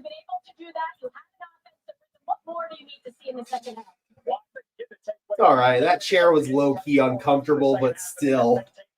All right, there we go. Quarter 3, get that going. Boom, shakalaka. All right, first down and 10. 3 receivers to the left. Mahomes comes underneath. Pass is incomplete. Trying to come back to the football was Worthy. Sauce Gardner in coverage. Let me know if I need to turn up my mic at all since I'm a little bit further away from it. Let me know if the audio is all good, Broncos country. Mahomes in that first half, 66%, 117 yards, and that interception on the first possession of the game that led to a Jones touchdown pass to Pittman. The difference in the game so far. The red zone, second down and 10. Can't turn the ball over. He also created turnover, Jim. 2 receivers set left. Handoff on the draw. It's Hunt going nowhere. Stood up by Nick Cross and company. Quiddy Pay was also in there. And that's going to bring up a third down, and Kansas City is in danger of going 3 and out right here. Almost like they were expecting it there. By the way, in that first half, third down and 10. His team go down the field with consecutive 8-minute drives. Both resulted in field goals. This first time ever under Reed. The Kansas City Kelsey goes in motion. Now he goes back to the left. No one follows him. This looks like zone coverage. Mahomes fires underneath. It's caught by Hunt. Can he break the tackle? No, he cannot. That's going to be short. Fourth down. Just really well coached football team right now. You might want to turn the broadcast before the NFL and YouTube in the stream. I have no problem with it as long as I don't show the game. That's the only issue, is actually showing the game. So, quick 3 and out right there for Kansas City to start off the second half. Xavier Worthy hobbled off. That could be big. First down and completion. I think Kansas City has to line. Matt Ariza to punt it away. Ariza's first punt of the afternoon. That was the first punt of the afternoon for Kansas City. Fielded by Anthony Gould. Circles across the 15, across the 20, across the 25, across the 30, and he is across the 35-yard line. Really good return by Anthony Gould. No flags. All right, so we're going to commercial break already. Gotta love it. But a quick 3 and out to start the half right there for Kansas City. And now Indianapolis has another opportunity here to take back their 2-score lead. Let's go ahead and look at some other games here, just see what's going on across the rest of the NFL, shall we? So, Seahawks lead the Titans 16-3. It was 3-0 Tennessee at one point, but Seattle has opened that game back up. Packers lead the Vikings 17-6. We've got the Ravens. They're back on top over the Jets 9-7. We've got the Giants still leading the Lions at halftime 20-17. So the margin in that game is starting to shrink a little bit. Halftime, we've got the Steelers ahead of the Bears 21-17. I saw one play in that game, Caleb Williams with just an egregiously bad turnover in the end zone. in the opposing end zone. Then you've got the Patriots. They're back ahead of the Bengals now, 17-13. So, yeah, that's what's going on across the rest of the league. Becca says, nice. I'm pulling for the Colts in this one. Any news on JD5? No news yet. I don't think he's going to play in this game if I had to guess, but that's not any inside information or a report by me or anything like that. That's just my best guess. Moneymaker says, just sub to go Broncos. Thank you so much. Really appreciate it. If you had to choose between Kelsey and Jones retiring at the end of the season, who would you pick? I mean, Kelsey, because that would be more detrimental to the Chiefs just as a team. But either way, it would hurt the Chiefs if one of them retired. I doubt he's going to be back this season. I'm kind of with you just because of how the season's going for Washington. There's no reason to rush him back. They've got a good backup quarterback in Marcus Mariota. So I'd just leave him on the shelf for the rest of the year and get him back healthy next season. They're 3-8. This is probably a lost season for them. So there's no reason to risk further injury with Jaden Daniels, in my personal opinion. So, yeah, I would definitely say that we're going to be facing off against Marcus Mariota in that game. And it was reported by Commanders insider and former Broncos insider Nikki Javala that this game is still going to be on Sunday Night Football. It was not flexed out. Oh. All right, we are back. 1st and 10 for the Colts. Their first possession of the second half.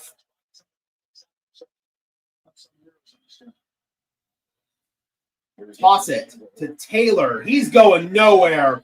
Swarmed by the Chiefs. Brian Cook and Nick Bolton both were there. Loss of 1.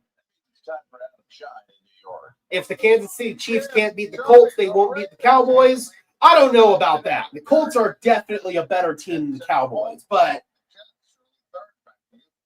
we'll see. We'll see if the NFL lets their golden boys slip 2 games below 500, but obviously the hay's not in the barn in this one either. Fires, Jones, pass is caught, and circling back is going to be Josh Downs, and that's going to be a gain of 6. 3rd down coming up. Again, guys, thank you so much for tuning in. Actually, I like how this looks a little better with me standing, honestly. I don't know if it's going to be comfortable to stand for like a full 3-hour game, but I can mess with it for the second half. I think it looks pretty good. 3rd down and 5. Downs goes in motion to the left side. Daniel Jones killing the play. Jones fires underneath. It's caught. 1st down and more for my twin, Tyler Warren. The fellow long-haired redhead takes it into Chiefs territory. Mark him at the 45. 3 guys come in. KC can beat the Cowgirls. Their ass at DB with 3rd stringers. Yeah, Dallas is not good, man. Quinnen Williams definitely helped them, but still, they're not a good football team. Yeah, me too. Me too. I would have loved Tyler Warren here in Denver. He's got 3 catches for 26 yards in this game. 11-22 in the 3rd quarter. Fake it.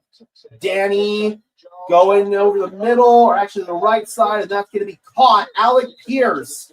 I believe this is his first catch of the game. Down to about the Kansas City 20-yard line. Which we had both Warren and Ibuka. I mean, you can only pick one. I mean, if I had to choose, I'd probably pick Warren because he's so dynamic at the tight end position. He's a true joker at that position. So I'd probably pick Warren, but either way, one of those players would make this offense electric and explosive. From the Kansas City 20. 2 tight end set, Warren and Ali Cox on the left side. Jones fires, complete. Michael Pittman forced out of bounds by Trent McDuffie after a gain of 6. Connection with Pierce. This time he shoves out Pittman after a gain of 6. The culture is breaking up. It's almost like Steichen knows what to do. Kansas City, they've run 28 plays in opponent territory to just 6 for Indianapolis, but the Colts are leading this game. Obviously, one of their possessions started at the Kansas City 3-yard line thanks to a turnover, so that definitely skews those numbers a little bit. 2nd and 4. Pulling is Quentin Nelson. Running is Taylor. He's got nowhere to go. It's going to bring him a 3rd down and 4. No gain on the play. Under 10 minutes to play now in this 3rd quarter. 2 yards for Taylor. Another big 3rd down on the way. 3rd and 4. Steve Spagnuolo sending in the play for the Chiefs defense.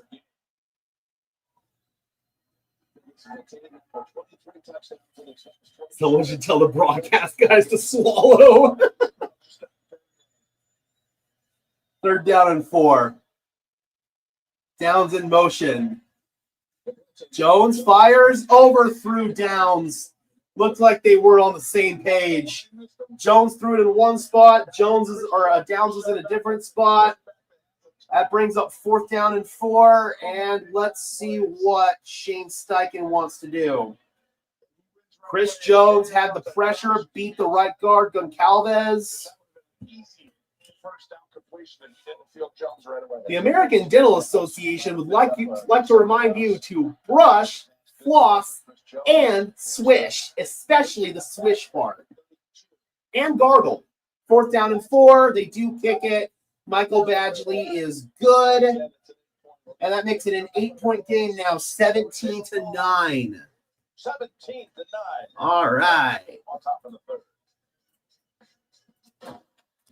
So, 1-score game still, but it is an 8-point game. Let's go ahead and mute that. And just a reminder, guys, we will also be streaming the Thanksgiving game, the Kansas City Chiefs taking on the Dallas Cowboys. We'll see if Kansas City is still alive by that point after this game, but we will definitely be streaming that game because it's a true hate watch for me. I despise both of these teams. Like, Dallas is my number 1 hated team in the league. Kansas City is my number 2 hated team in the league. So that one is going to be a true hate watch. Trying to win this parlay and have Kansas City go down some time. What do you need for your parlay? What are your legs? Any news on if the Texans running back cleared waivers? And I assume it's a no on Cooks. So as far as the Texans running back, Dameon Pierce, yes, he's cleared waivers. Just because of the timing of his release, he was probably going to. At the beginning of the week is probably when he's going to be signed to a new team. There are multiple teams interested. I would assume the Broncos are one of those teams, but I don't know that for sure. And as far as Brandon Cooks is concerned, he just now hit waivers, I think officially today. Obviously, since games are going on today, no one's going to claim him. He's going to pass through most likely. I don't think the Broncos are going to be interested. First of all, I don't know if there's still a relationship there between Sean Payton and Brandon Cooks. Right before Cooks was supposed to get paid by the Saints, Sean Payton decided to trade him away to New England, and Cooks never got paid. He bounced around the NFL. Maybe Cooks feels like Sean did him dirty right there. I don't know if there's still any form of a relationship. If I had to guess, the Broncos are not going to make an addition at wide receiver. They're probably more likely to make an addition at running back. All right, we are back from Kansas City. Colts money line, Hunt for 30+, Jonathan Taylor 30+, and Anytime TD. Well, I would imagine that Hunt's pretty close, or if not, he's already hit it. Jonathan Taylor, he's probably over the 30, I'd say, but obviously he's got to get his touchdown still. Very underrated. But for Mahomes and the Chiefs, he's 16-1 in his last 17 home games, regular season and post. But yeah, they've not been nearly as good on the road, though. Those games have not gone their way this year. Aaron Jefferson, yeah, Tony's scared. You can hear it in his voice, man. His golden boys might not make the playoffs. Here's Remigio to return it. And Nico turns around. Can he get to the 30? Yes, he can, but can't get past it. Quan Treadwell makes the tackle there. But there is laundry on the play. Because, of course, there is. Holding on the Colts. Or on the Chiefs, rather. Sorry. Today on Kansas City. There have been 8 called on the Colts. Can we have someone like Darnell Washington on our team? That guy is an animal. I mean, pretty hard to find a guy like that at the NFL level, honestly. That's why the Steelers are so lucky to have Darnell Washington, but I'd love to have a guy like that. Absolutely. A big tight end that's almost an offensive lineman that can move so gracefully in space. This is where it happened. Gonna get rolled up on. That is a rollover from monster loss. Oh, yeah. Trey Smith is not in this game for KC. That's huge. Hand off to Hunt. Ran behind his replacement there at right guard pretty effectively that time, though, and picked up 9 yards off of it. Playing outstanding today. I mean, he's forced 5 missed tackles earlier in the game. I think YouTube probably would have censored it if you had typed out the actual word right there. Just finish it off. I would ride him a little. Tough running right there by Kareem Hunt. He's already got 58 yards today, though. He's over your 30. Back to Hunt again, and he keeps grinding forward to the 31-yard line. Move the chains, first down. And he's been running hard, but I think he's nursing some kind of injury. He gets up slowly pretty much every time. Center runs have been really good. The gun, there's 1 or 2 here. First down and 10. When they get under center, it's always been ding, ding, ding. Play Indianapolis, they just have 24 rushing yards as a team. So they haven't been running the ball well in this game. Mahomes going deep, overthrew him. Had Hollywood Brown open, but guess what? There's laundry, and Mahomes is doing the little pointy thing. And it's illegal contact on the Colts. See what we got. Kenny Moore, supposedly the guilty party, but obviously anytime it's the Chiefs, we got to check. Moore, of course, is the nickel for the Colts. He's going up against Hollywood Brown. And, yeah, right there. That's a good call. It's a little bit too far downfield on that contact. Yeah, that arm bar came at about 9 yards off the line of scrimmage. Low pass. Yeah. Allowed 5. Yeah, that one was a good call, unfortunately. And here the Chiefs are back under center. They've been under center quite a bit, and they run a jet sweep here to Brashard Smith. Very dynamic player with the ball in his hands, and give him a gain of 5. 7:40 and counting in this third quarter. These wide receivers have not been able to do much in this game. You look at who's caught the football. Kelsey tops for the Chiefs with 3. Yeah, that one was a good call, though. That one was legit. Second and 5. It's a shell sometimes, and then the guy comes down, and that means you get Fritz to the left. Second and 5. Patrick dances. He's in trouble. Gets out of a sack, and he goes down. Avoided a big hit from Ebukam after a short gain on the play. That's going to bring up third down. Third down coming up. Smith Schuster. Yeah, it looked like Juju was open there. But watch Mahomes go ahead and play this. Smith Schuster's going to come over right. He looks there, and now there he is. Yep, you got to throw that, Patrick. He's too fast. He's trying to see all 5 guys at the same time. Sometimes yeah, you got to throw that one. Juju was open. Third down and 3. And again, looked like a false start by Jawan Taylor. Patrick's in trouble. He's rolling. Flag, holding. Flag in the backfield. Holding. That's coming back. Throws incomplete. But that is going to be a flag for a hold.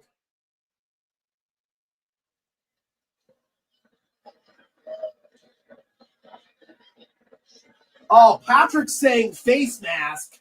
Of course, he's going to bitch and complain. Thinks this is either against the Colts or he's got an issue with his helmet. Thank you. Thank you. Yeah, that's a hold. All day long, that was a hold. Yes, I think there are a couple. Alex Kemp's pretty good. Most of the time, Bill Vinovich is good, except for when he officiates a Sean Payton game. I like Clete Blakeman. I think he's generally a solid ref, and his crew is pretty solid. John Hussey, that's another one. But there aren't many. There are not many. Carl Cheffers isn't bad. Sean Smith. But there are some that are egregiously terrible.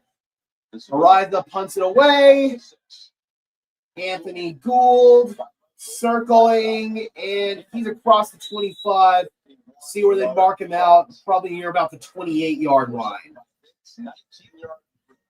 Oh, yeah. I mean, that clip went pretty viral here in Broncos country. He hit me in the helmet. He hit me in the helmet. I swear to God, man. Patrick Mahomes, he's like the Shea Gilgeous-Alexander of the NFL. He really is. For those of you out there that watch the NBA, they foul bait. They cry when they don't get calls. I mean, seriously, he is like the Shea Gilgeous-Alexander of the NFL. He got brushed and he wants a face mask. Seriously. Like, come on, dude. You've got like this level of entitlement that you expect these calls to go your way. You expect to get these ticky-tack calls. And when you don't, you cry and complain. Like, come on. Yeah, true. I mean, I'm a little biased because I like LeBron, but I cannot stand SGA and the Oklahoma City Thunder, like, at all. Yep, he's probably shooting free throws right now. Seriously. Not a Chiefs game unless Mahomes is crying about something. Utilizes the penalties like a true champion. Indeed, man. I mean, I love those TikTok clips. I wish they'd stop using some certain slurs in that, though. That's like, what the fuck are we doing, bro? But outside of that, those TikToks that they put out with the AI of Patrick Mahomes and Chris Collinsworth and stuff, that shit's hilarious. It really is. I mean, it's true, though. Like, you could show that to somebody who, obviously, if you had some dumbass who would know it's not AI, who wouldn't think it's AI, and you had some dumbass out there, you could show them that and they'd fall for it. Yeah, for real, bro. And he doesn't need to be. That's the frustrating part. He's good at what he does. He is the best quarterback in the game, and he doesn't need to cry and flop like that. But he does. It's ridiculous, and I'd argue it takes away from his greatness. It really does. SGA and the Thunder were allowed to mug Jokic, but you breathe on SGA and it's a foul. I agree. I mean, I was disgusted watching that playoff series. I'm hoping we get him again this year with a healthy team and a competent bench. I swear to God, man, I think this version of the Nuggets would knock him out in a playoff series. Quite frankly, they were an Aaron Gordon injury away from knocking him out last year. Ogletree in motion, I formation, fake it, dump it. It's Warren. Can he get across the 30? Yes, he can. To the 31-yard line. Did you see that of Jones in this game? Well, he brought it. Exactly, Cairo. Brady didn't need the refs. He got calls. Don't get me wrong. He got calls, but we've seen those videos of Tom Brady taking these massive hits and not getting called. He played in the era where defenders were actually allowed to hit you. 2nd down and 6. Handoff. Taylor trying to scoot forward, and he's able to pick up 5 yards, 3rd down and 1. I mean, there's that very famous clip of Elvis Dumerville absolutely decapitating Tom Brady, and that one wasn't a flag. I miss those days. Since he literally had 2 4th down and goal stops on the same drive, wow. I'm assuming there was a penalty somewhere in there. 3rd down and 1.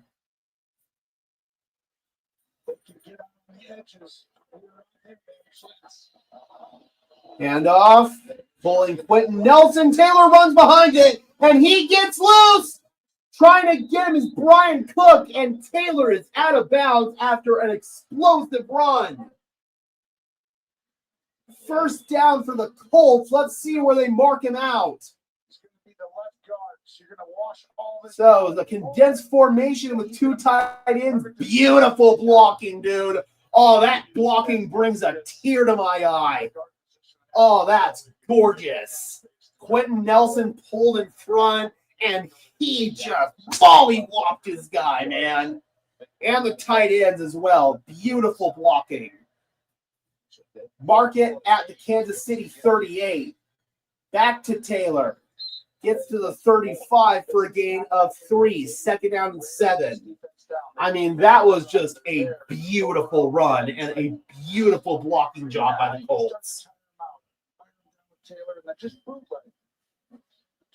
Yeah, amazing. No flag on the field, right? Holding. Second and 8, and Taylor's being checked out by a trainer right now. That's not good. He's on the sideline. Two tight ends here once again. Warren in a slot to the right. Second and 8. Jones is in trouble. He's being chased. First down, and he slides down at the 22. Big Mike Pinnell out of CSU Pueblo. He wasn't going to get him. Daniel Jones, he is pretty athletic. He can run. And big defensive lineman ain't getting him. Yeah, Bernard Ryman, man, their left tackle. He's been locking up George Karlaftis in this game. 23 people in the house. Thank you guys so much for tuning in. Just this little casual stream here. 3 minutes left to play in the third quarter. Daniel Jones fires out of bounds, throwing it away. Amir Abdullah was in the area. Call it second and 10. Chris Jones had the pressure that time for Kansas City. He has been in the backfield all day long, man. Indianapolis has had no answers for Chris Jones. Second down and 10. Taylor's third straight play on the sideline. That's just the fourth incompletion of the day for Daniel Jones. That one looked like a throwaway to me. This one's a screen, tight end screen for Warren. He's got blocking in front, and he's inside the 10. First and goal, Indy. And Warren hit the deck hard on that one. He gets up a little slowly. Yep, they let Karlaftis free, and they throw the screen right into it there. Get the blocking in front with the offensive line. Really well executed right there by the Colts. Yeah, for real. I mean, that one play that he had where he held on the ball in the end zone, Caleb, and then took the sack, lost it, and it was a defensive touchdown. That was just a bad play. First down and goal. Taylor's back in, and he gets the call here, grinding forward to close to the 5. We talked about the sense of urgency.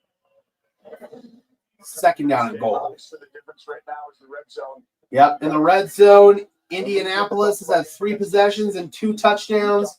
Kansas City has had 2 red zone possessions. Both of them have ended in field goals. Kansas City still has yet to find the end zone in this game. Indy's found it twice. They're looking to find it here a third time. From the gun, fake it. Jones fires off of the hands of Alec Pierce. And that'll go out of bounds. Third down and goal. So you're telling me it's super high alert, urgent time for Kansas. Yeah, that is what you get, man. Seriously. Like, that was some Russell Wilson type stuff. It really was. We'll see if you get it here. It's third down and goal. This is an 8-point game right now, so they don't get this. They're probably going to kick the field goal. Make it a 2-score game. Jones fires. Nobody home. Looking for a flag. He will not get it, is Michael Pittman. Oh, there is a flag. There is a flag. Let's see. There is a flag.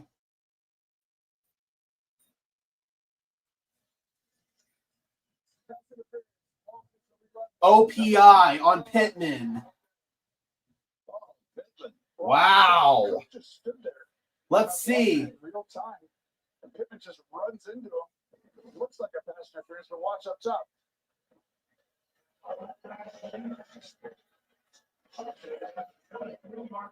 So that's what okay. Maybe they didn't show a definitive look. Yeah, I don't know about that one, Bob. 4th down and goal. They didn't show a good replay on it. 23-yard field goal is good, though, by Michael Badgley, the Money Badger. And that'll extend Indianapolis' lead 20-9. They have now got a 2-score lead, 11 points over the Kansas City Chiefs. So overall, that was a successful drive. I don't like that call. Again, they didn't show the greatest replay on it, but the replay they did show, it certainly didn't look like a flag. So, yeah, do with that what you will. Jones also got smacked after the ball was gone, and no flag there either. Yes, I did see that too. So, yeah, obviously the ref ball in this game has been something, and the league with just a big old middle finger to the entire rest of the league and the fans for giving this freaking game to Alex Moore. Like, what are we doing? That's what I thought, too. It did not look like OPI. Like, that one looked really, really ticky-tack. It looked like the defender was just standing there, and it looked like Pittman accidentally ran into him. So, yeah, I don't know. Do with it what you will. I mean, the officiating is just egregiously bad. And since we're at a commercial break, I'm going to go ahead and reset my internet. You guys know the drill. We're going to drop for just about 30 seconds-ish, and then we'll be back. So I will see you guys in just one.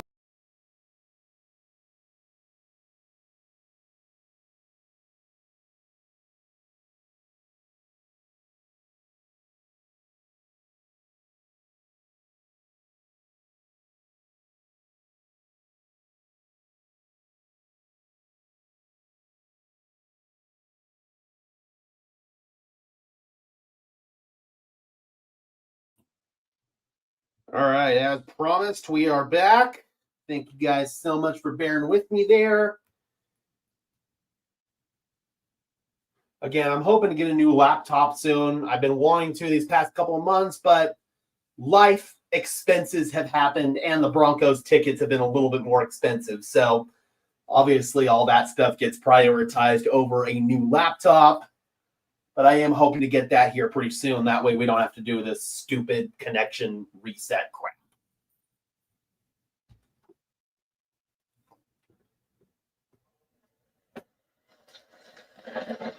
Have a look inside the Chiefs. All right, let's go. Kansas City about to get the ball for their second possession of the second half. He has probably contributed to 3 of them. Oh, I mean, the fact that he's never not made it to the AFC Championship game. And now yeah, Mahomes has never not made it to the AFC Championship game, and Kansas City is in danger of not making the playoffs at all. Uh-oh, Remigio. He almost broke free on that, or rather Tyquan Thornton there on the return. But he is going to be brought down. Noon Eastern on Friday. Yeah, absolutely, Turtle. Absolutely. I think the only way this game could have been worse for the refs is if Brad Allen was the ref. Yeah, I mean, we all know Brad Allen and his bias. He is one of the worst refs in the game, in my opinion. Him, Alex Moore, Adrian Hill, those are probably my bottom 3 right now. Handoff to Hunt for a game of about 2. Kenny Moore in on that tackle. I mean, it'll be completely foreign territory for them. I know. It's music to my ears too, baby. I'm not scared of them, though. Like, if we see them in the playoffs, I'm very confident we can beat them. But just because I hate the Chiefs, I would much rather not see them in the playoffs. 2nd and 8. Fires. Complete. That's Worthy. And he's out of bounds near the 45, and that'll move the chains. But just as we start holding a funeral here for Kansas City, they could very well come back and win this game. So, as I always like to say, it ain't over till the fat lady sings. 1st down and 10. Mahomes fires. Wide ass open. Rashee Rice inside the 20. Out of bounds near the 16-yard line. And there you go, man. 2 chunk plays, and right away, Kansas City is in scoring territory. Chiefs are old, fat, and happy. That's why they're not competitive. They think it should be handed to them. They really do. We talked about this. They've got this sense of entitlement to them. And are we at the end of the 3rd quarter already? Damn, we are. That was a really fast-moving 3rd quarter. So, 4th quarter with Kansas City down 2 scores, but they are knocking on the door. Yeah, that was a really fast-moving 3rd quarter. Goff picking the red zone. Uh-oh. Ooh, Detroit might be in trouble. I don't want KC in the playoffs given the ref ball being in full effect. Example, the playoff game versus the Bills, where the ref screwed Buffalo out of a 1st down when he clearly got the 1st down. Yeah, for sure. And that wasn't the only officiating blunder in that game. I remember I made a video about it that night. I was down in Texas for the Shrine Bowl. I made the video from my hotel room. I was pissed off, man. That was one of my more epic rants. Already got that one. Do you think Cam Akers is doing optional running back position for the Denver Broncos? I do think that Cam Akers could be an option, but if they were to bring him in, they might have already done so. If they are after a running back, I'd say Dameon Pierce is probably more likely just because he's available. You don't have to poach him off a practice squad, and he's more of the type of running back, a bigger bruising runner than what Denver is looking for there. 1 more quarter. Yep. Let's get it, baby. Let's put this Chiefs team away. And like I said, the hay isn't in the barn. And even if the Chiefs lose this game, the hay isn't in the barn in terms of them not making the playoffs. They could win out from here and still make the playoffs, but they are going to need some help moving forward. They definitely are in trouble here if they lose this game. Mahomes is trash. I mean, he's not trash. He is a great quarterback, but the fact that the dude has to yell and complain for flags all the time. All right, Maddie, please don't use those kind of slurs here. We do have people in this chat that are of the LGBTQ community, so I would definitely appreciate it if you do not utilize that type of language in my chat. Thank you very much. We are allies here of the LGBT community at Broncos Syndicate. All right, let's go. Arrowhead Stadium, where Kansas City has hosted at least one postseason game every year since 2016. That doesn't look likely now, but just trying. Daddy, get the fuck out of here. Postseason, yeah, it's in jeopardy. They need a big 4th quarter here.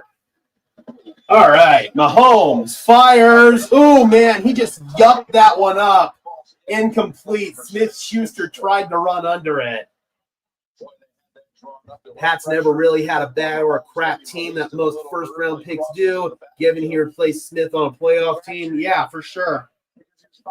I'd say this is the worst team that he's had to work with. This is why pressure matters so much, because if he has an extra half a second, it's a walk-in touchdown. All right, 2nd and 10.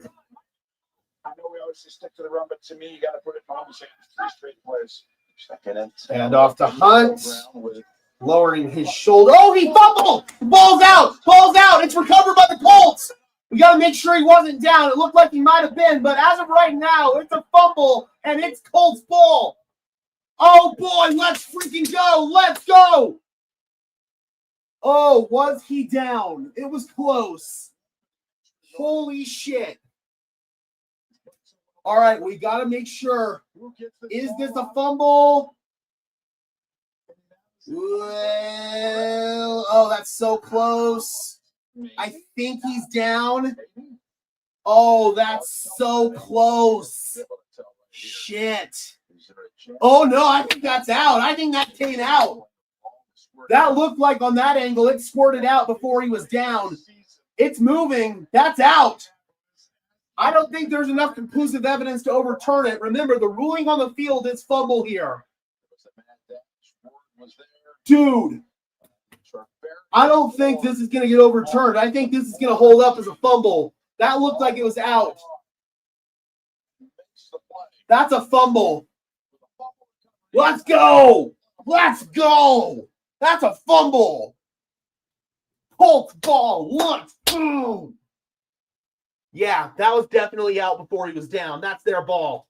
That's Colts ball. The dynasty falling apart right before our eyes, man. Hell yeah, brother.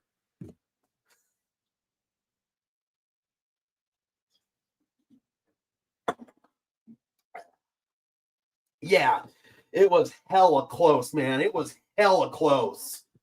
But yeah, that definitely looked like it came out before he was down.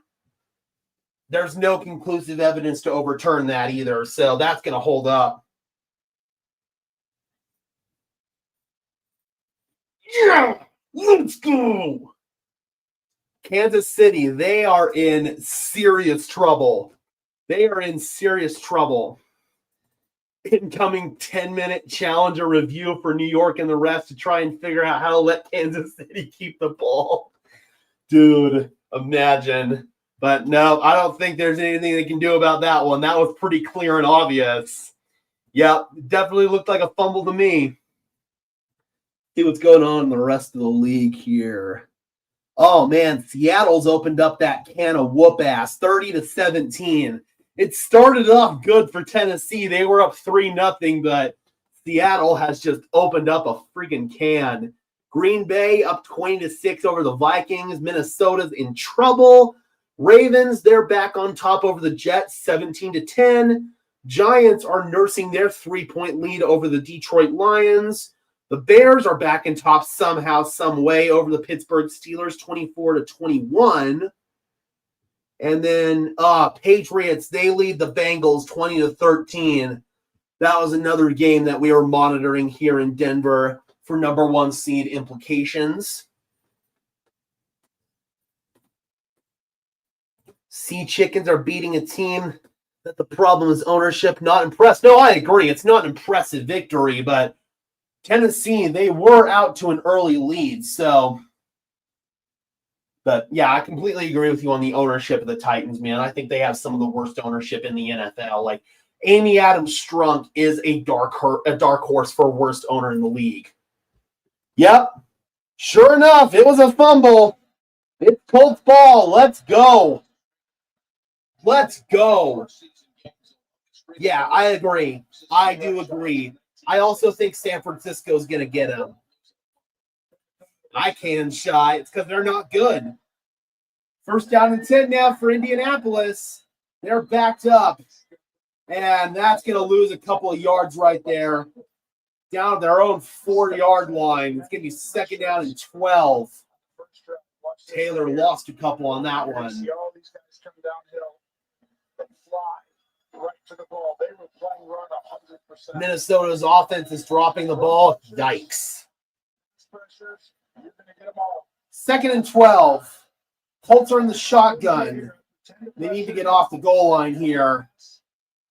We got a chance to give it back to Kansas City with good field position. Jones fires incomplete through the hands of Josh Downs. Brings up 3rd and 12. Yeah, I agree. KC was all over it. Yep, that got tipped. You got to be very careful. Just brushed up against Roland Wallace right there for the Chiefs. It's not really about the first down. This is about ensuring the ball is 3rd down and 12.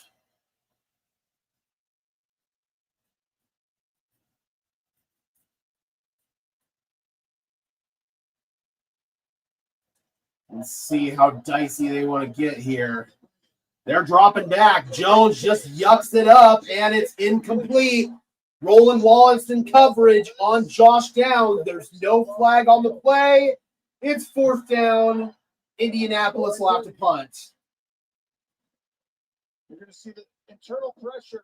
Tranquil right here. Yep, Drew Tranquil came with the pressure. Jonathan Taylor couldn't pick him up. And Jones just had to yuck that one up off his back foot. Out of the zip code there, Downs, 4th down, and Sanchez is standing in the back of his own end zone here to get this punt off. This is going to be a really tight one. Kick is away. Really good one, too. Backs him up to the 35. Remigio gets to the 40. He's going the wrong way. Gets back forward, and Remigio is down to the 44. So not a bad punt right there by Rigoberto Sanchez. And Kansas City is going to get some good field position here. There's Travis Kelce trying to gas up Kareem Hunt after the fumble. There is about 13 minutes left. Hunt needs to protect the ball for sure. Spagnuolo will be bringing the house. He did there, man. Arrowhead quiet as a mortuary. You rarely see that. You rarely see that. All right, Broncos country, here we go. This is the moment where sometimes you see the Kansas City Chiefs slip the game, and we've always got to be aware for questionable officiating calls, especially with this crew, man. I mean, this officiating crew is egregiously terrible. They are really, really bad. So you never know, man. You got to expect the unexpected here. Kelsey's a tool. Hey, man, I actually kind of like Travis, but I do understand why Broncos country doesn't like him. He can be a little bit outspoken and a little bit flamboyant at times, we shall say. But no, I actually do like Travis, man.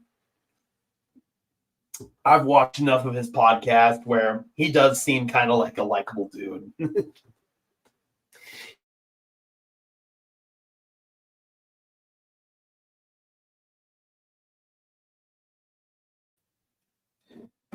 That was weird. Are we back, Broncos country? Let me know if you guys can still see me.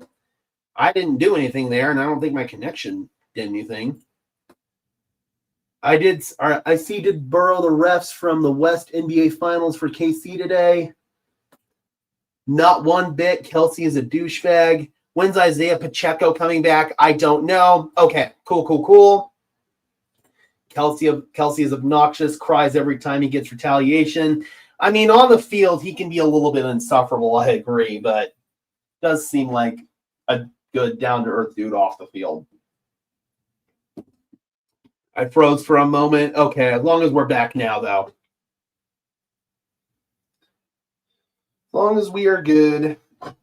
Oh, boy.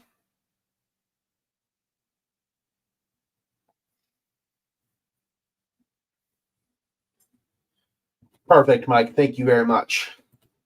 All right, let's go. Kansas City starting off this possession at their own 44-yard line. So good field position here to start off. Touchdown Giants. Ooh, Detroit's in trouble. Mahomes, deep drop back and deep throw over everybody's head. He was looking for Tyquan Thornton. Completely overshot the moon on that one. Thank you, Meemster. Really appreciate it.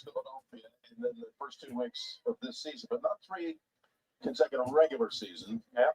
It's rare. But yeah, I do remember that. This is why I think you got to get outside. That was back in like 2016, I think. That single high safety it was in the pre-Mahomes era. I know that.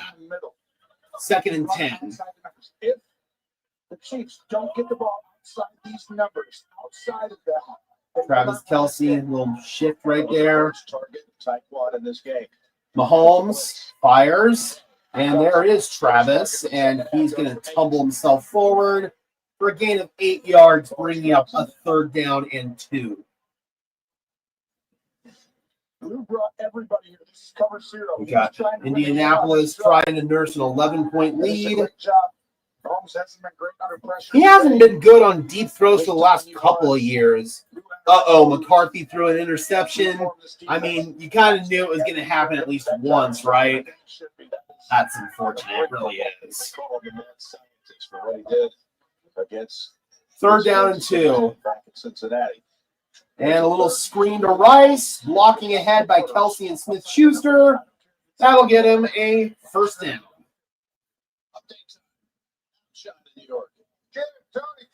And here's that giant touchdown. Ooh, Gunnar Olszewski, he's going to throw it to Jameis. Oh, yo! Oh, that was sick. He threw it late, too. Oh, that was so friggin' sick.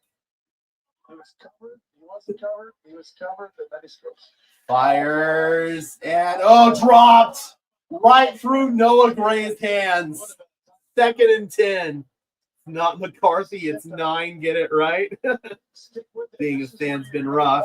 Hey, man, he's still young. He's got plenty of time to turn it around. These moments do not define his career moving forward. I understand in the moment it's frustrating, but I encourage you, just like I encourage Broncos country with Bo Nix, have patience with your young quarterback.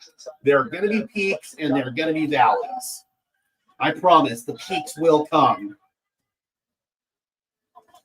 2nd and 10. Over there, the slot. Free receiver set to the left. It's a screen to Brashard Smith. It's a block in front. Smith is dynamic. He's uber quick. And he gets it down to the Indianapolis 22. Yeah, we can all dream, right? Oh, we got laundry. Let's see what this is. Chiefs season.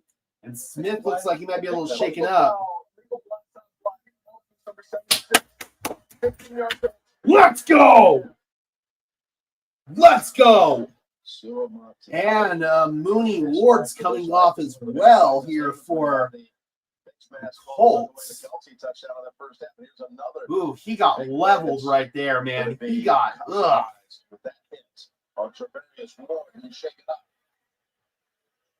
Oh, that's bull, dude. That's Bush League. By 76, Suamataia. That's bull. That's like a blindside peel block. Yeah, that's... I hate those blocks, man. That's dirty. A blindside peel block. That's completely illegal and really dirty. Yeah, that's gross. 2nd out of 10. Back him up to the 45. Mahomes. Stumbling. Mahomes. He's going to run for it. Mahomes tiptoes and has the 1st down. Will somebody please hit him? Why are we scared to tackle this guy? Hit him. Light him up. Make it hurt. Seriously. He goes completely unpunished for just tiptoeing down the sideline. Light him up. Rattle him. Seriously. It's like they're afraid to hit him because they know they're going to get a penalty.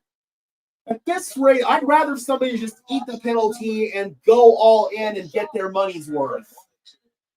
Comes down. It's Brown, and he's still in bounds, and he's got a 1st down. Dude, seriously, I just want somebody to go in and drive and hit the living crap out of him. Right in the midsection, knock the air out of him, maybe break a rib. Like, seriously, make him pay for that. Watch this. I mean, I don't encourage injuring your opponent. I don't want anybody to get hurt, but I certainly want him to get a little shaken up. Rough him up. First down and 10 from the Indianapolis 22. It's a draw play. And that's blown up in the backfield. Clyde Edwards-Helaire. And that was Jermaine Pratt with the tackle. Loss on the play.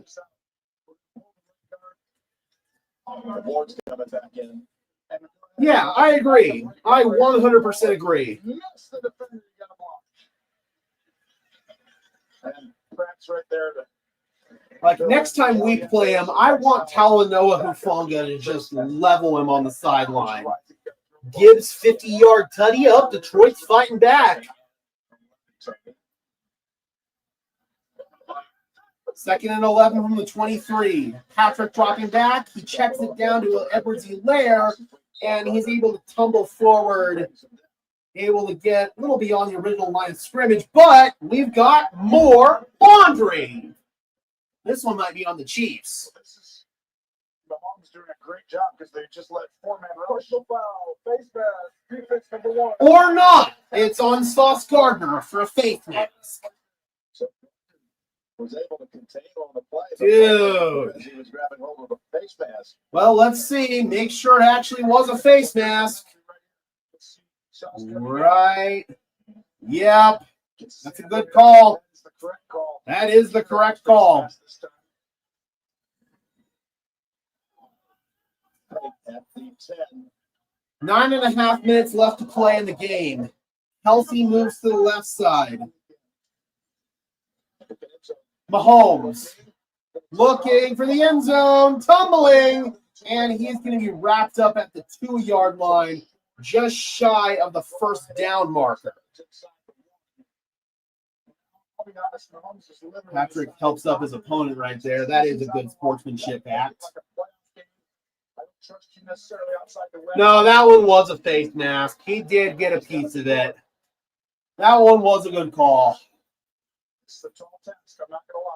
That time Patrick got a little roughed up.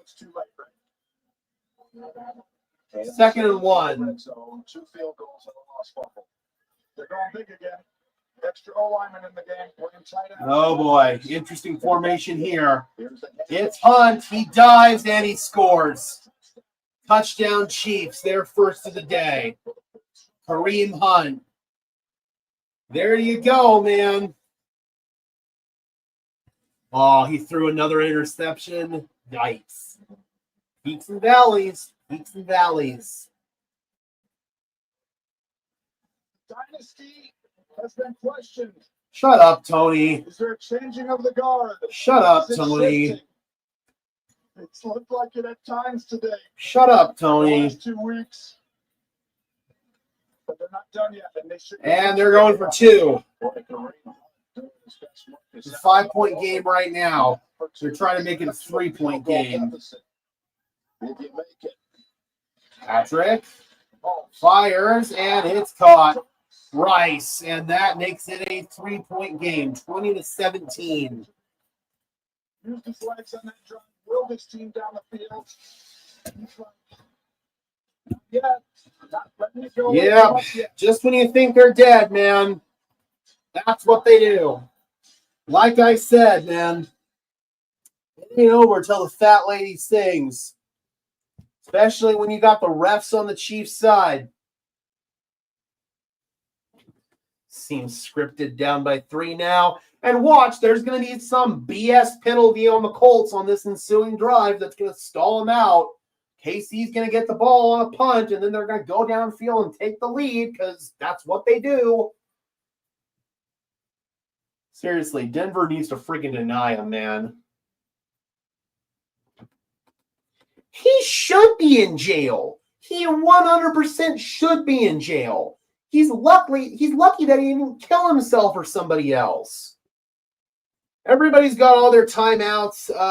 Time left in the game. There is 8:37.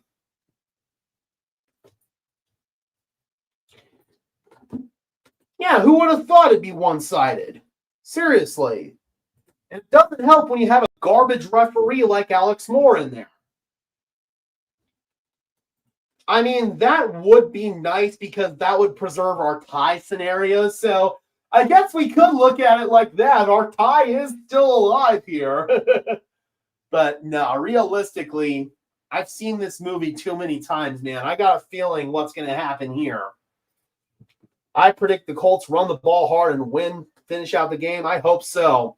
I hope so, man. They need to control the line of scrimmage on this possession. That's for sure. Oh, man. I cannot stand the Chiefs, bro.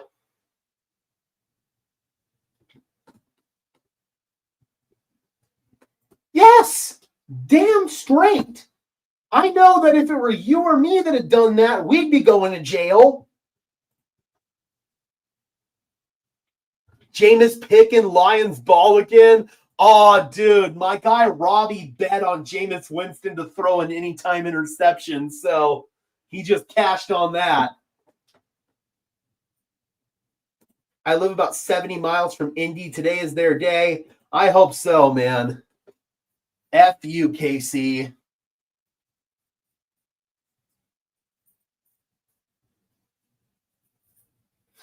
And once again, the American Dental Association would like to remind you to brush, floss, and gargle, especially if you're Tony Romo. Oh, the Lions went 3 and out? Man, they are in trouble. I'm assuming it's because of their offensive line. That's been the big problem for Detroit's offense all season long. Here's the return out to 32-yard line. That is where Indianapolis will begin this drive.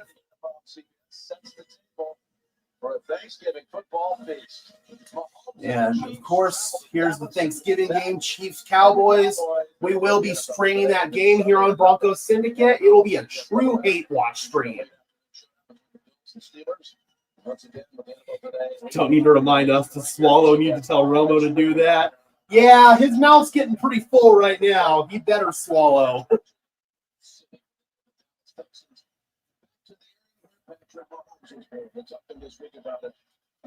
Play fake. Jones rolling left, firing, and completing it. No, incomplete. Broken up on the tackle, Brian Cook. Receiver was Michael Pittman. That brings up a 2nd and 10. It's getting pretty tight right now. Goff's been sacked 3 times, so probably correct. Yeah, that's been the problem with him this year, especially that interior offensive line. That Ragnow retirement is really hurting him. 2nd down and 10. 8:26 left in the half. We're in the game. Dropping back is Jones, dumping it underneath with blocking in front is Taylor, and Taylor is stood up at the 40-yard line. That'll bring up a 3rd down and manageable here for Indianapolis. Pats have lost 2 linemen today, lost them for the season. That'd not be good. That'd be good news for the Broncos, though.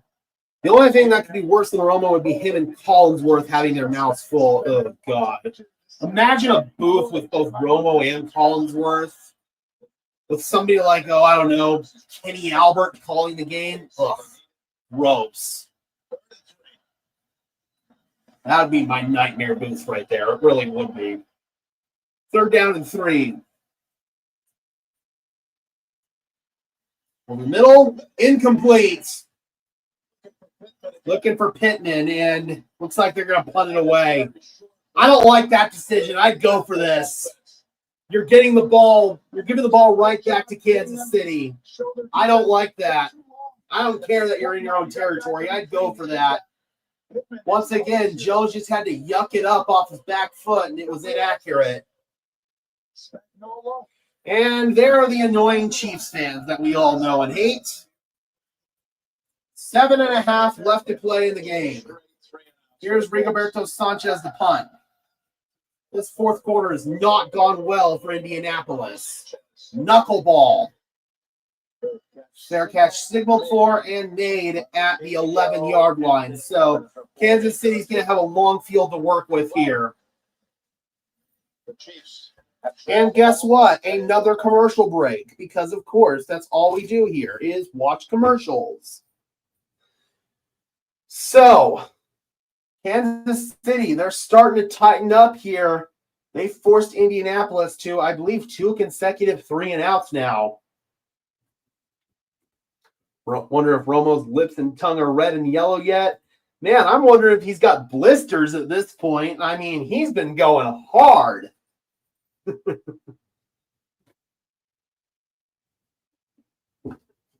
I mean, he's probably been sucking so hard, all the skin off his lips is torn off. Oh, boy. Yeah, Kansas City is 0-5 in close games this year in one-score games, so that does bode well for Indianapolis. Obviously, they're going to need to get a stop here. That was a really good punt by Rigoberto Sanchez, so that does help them. But this is a big possession coming up for this Indianapolis defense. Thank you guys so much for joining me here on this stream, guys. I really appreciate it. I like these casual streams here where we're not covering a Broncos game and we don't have to have a heart attack on stream. We get to just sit back and watch some good ball. I think the Colts might lose this game. This possession is going to be key. How did one ref say Rice had a touchdown when his butt was out? Saw Palmer talk about that. I mean, I don't know what that ref saw. It was pretty clear he was out of bounds. Was late to the stream. Who you're rooting for? So at the end of the day, as long as the Denver Broncos take care of business and win the games they're supposed to win, they're going to get the #1 seed. So the results of this game ultimately shouldn't matter in terms of Denver's #1 seed chances.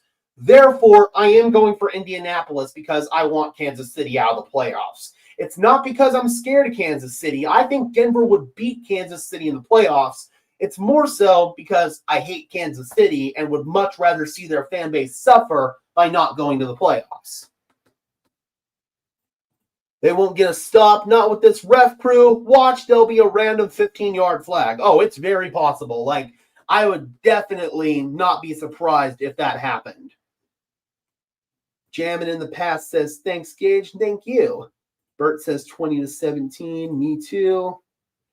That, and as Broncos fans, how can we ever root for them? It's not so much rooting for them to win, more so rooting for their opponent to lose. The most ideal outcome in this game would actually be a tie for the Denver Broncos. There we go. Tackle in the backfield. Zaire Franklin and Laiatu Latu stopping Hunt for a loss. I'm not sure, honestly, the answer to that question, but it sounds right. Colts offense worries me. They're a tough matchup, but KC has the refs. What happens to KC if they lose this game? They'll have no wiggle room moving forward. They're basically going to have to win out in order to make the playoffs. So if they lose this game, they are in serious danger of not making the playoffs. Mahomes stepping up. He's in trouble, and he's going to be sacked. They're going to say it looks like he got back to the line of scrimmage. So I don't know if that's going to be a sack or just a tackle. Grover Stewart. They're going to say 3rd down and 11. No! Oh, that sucks. That sucks for them, man. Never want to see anybody get hurt. Yes, I believe so. Currently, Indy's got a head-to-head tiebreaker. So with a Colts tie, that would put Denver ahead. 3rd and 11. Here we go. Big 3rd down. 3-man rush with a spy. Mahomes fires. Nobody home. Incomplete. Kelsey was the intended receiver. Kenny Moore in coverage. There's no flag. And Kansas City with a quick 3-and-out, just like last week. They had the opportunity last week, couldn't take advantage of it. They went 3-and-out against the Broncos. Same thing here, quick 3-and-out. And now Indianapolis has an opportunity to salt this game away. Here's Matt Arise at a punt. Indy might get some good field position here. Ariza boots it away at the goal line. And fielding it is Anthony Gould. He's got some blocking in front. and he's out of bounds at his own 49-yard line. So really good field position to start this drive for Indianapolis. They might be in trouble here, Holy Diver. Again, guys, really appreciate you joining me here. We've got 30 people in the house for a non-Broncos stream. Absolutely awesome. 5:45 left to play in regulation. Indianapolis has the ball. They're nursing a 3-point lead. Yes, absolutely.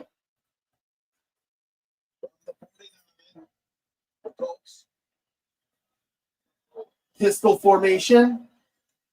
Daniel Jones stepping up, firing. Oh, boy, he threw that into triple coverage. Lucky that wasn't a pick. It was dropped by the Chiefs. Oh, dude, he threw that into a Kansas City team meeting. 3 Chiefs were in the area right there. 2 in position to intercept it. Oh, man, that was dangerous. That was dangerous. 2nd and 10. Yeah, it looks like the Patriots are going to beat the Bengals.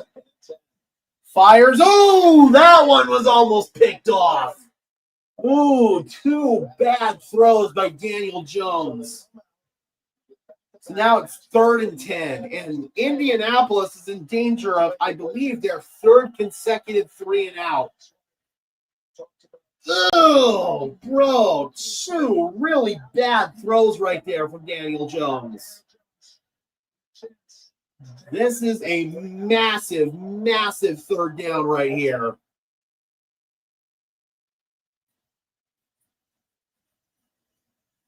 From their own 49-yard line, Daniel Jones and the Colts. He's calling for the snap. Casey's bringing a blitz. Jones fires, complete, but short of the line to gain. About 5 yards short is Michael Pittman. And what are the Colts going to do? Yeah, their offense is still out there. I think this is the right move.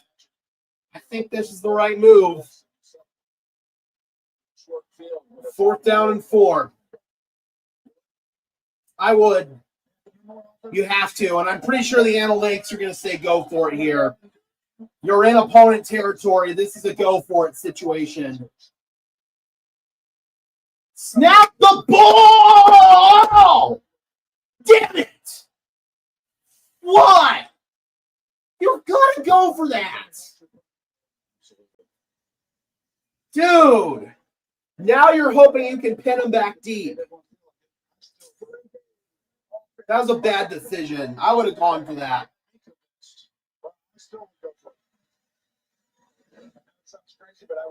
I would too, actually. I'm with you, Tony.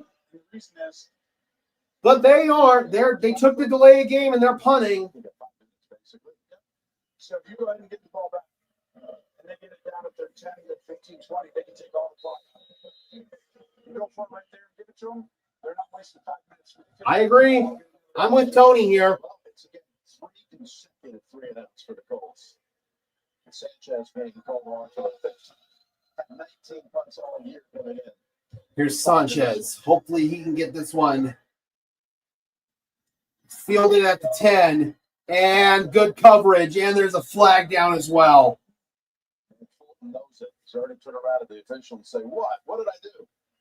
Yep, there's a flag. So that's going to pin him back deep. So the punt does work out for him. This year, they have not done it. Yeah, I agree, Jim. And Colts defense too good to go for it. Yeah, but you're giving the ball back to Patrick Mahomes. That's almost never a good idea. I think that's on the rookie center. I mean, Jones, it looked like he was clapping for the ball, but I don't think they were going for it. I think that was just trying to draw him off sides. They were expecting a blitz right there, and they were just hoping that one of the Chiefs couldn't hold their water. It's not actually a killer penalty because they didn't get very far from the goal line. He was holding it from another former Chief, Chris Lamont. All right, here we go. But you're right. That was the script we were so familiar with for years. This one right here, this situation right here. It's like you got to win. You remember when you did that would be ideal, Jay. They went for it on fourth down in Buffalo, and they beat them earlier this season. All right, 1st and 10. They're backed up at the 5. We're just outside of it. We'll swing. It's Hunt. Tackle him at the 10-yard line. Oh, and there is a flag. It's probably going to be a 15-yard freaking penalty. This could be a hip drop tackle. It was close. So now they flag a hip drop. Okay, no. It's on Travis Kelce. Offensive pass interference. I was going to lose it if they called the hip drop right there. They don't call the clear and obvious one on J.K. Dobbins that knocks him out for the season. If they would have called that one, oh, I would have lost my mind. Touchdown Bengals, let's go. Let's go. Yep, OPI, Travis Kelce. He's like, oh, yeah, that's on me.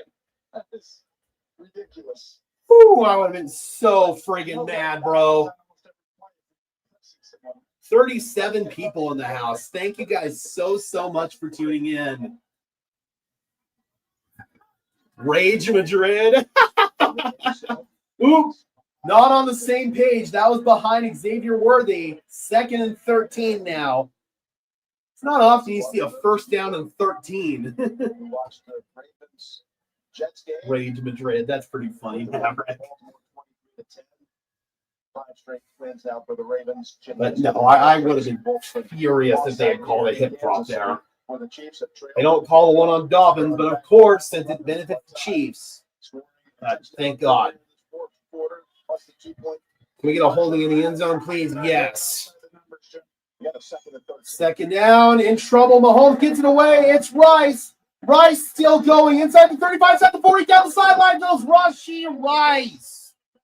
Ah. 4:25 left to play in regulation, and that was an explosive play. Not jumping into the middle. You left the middle wide open for the first time.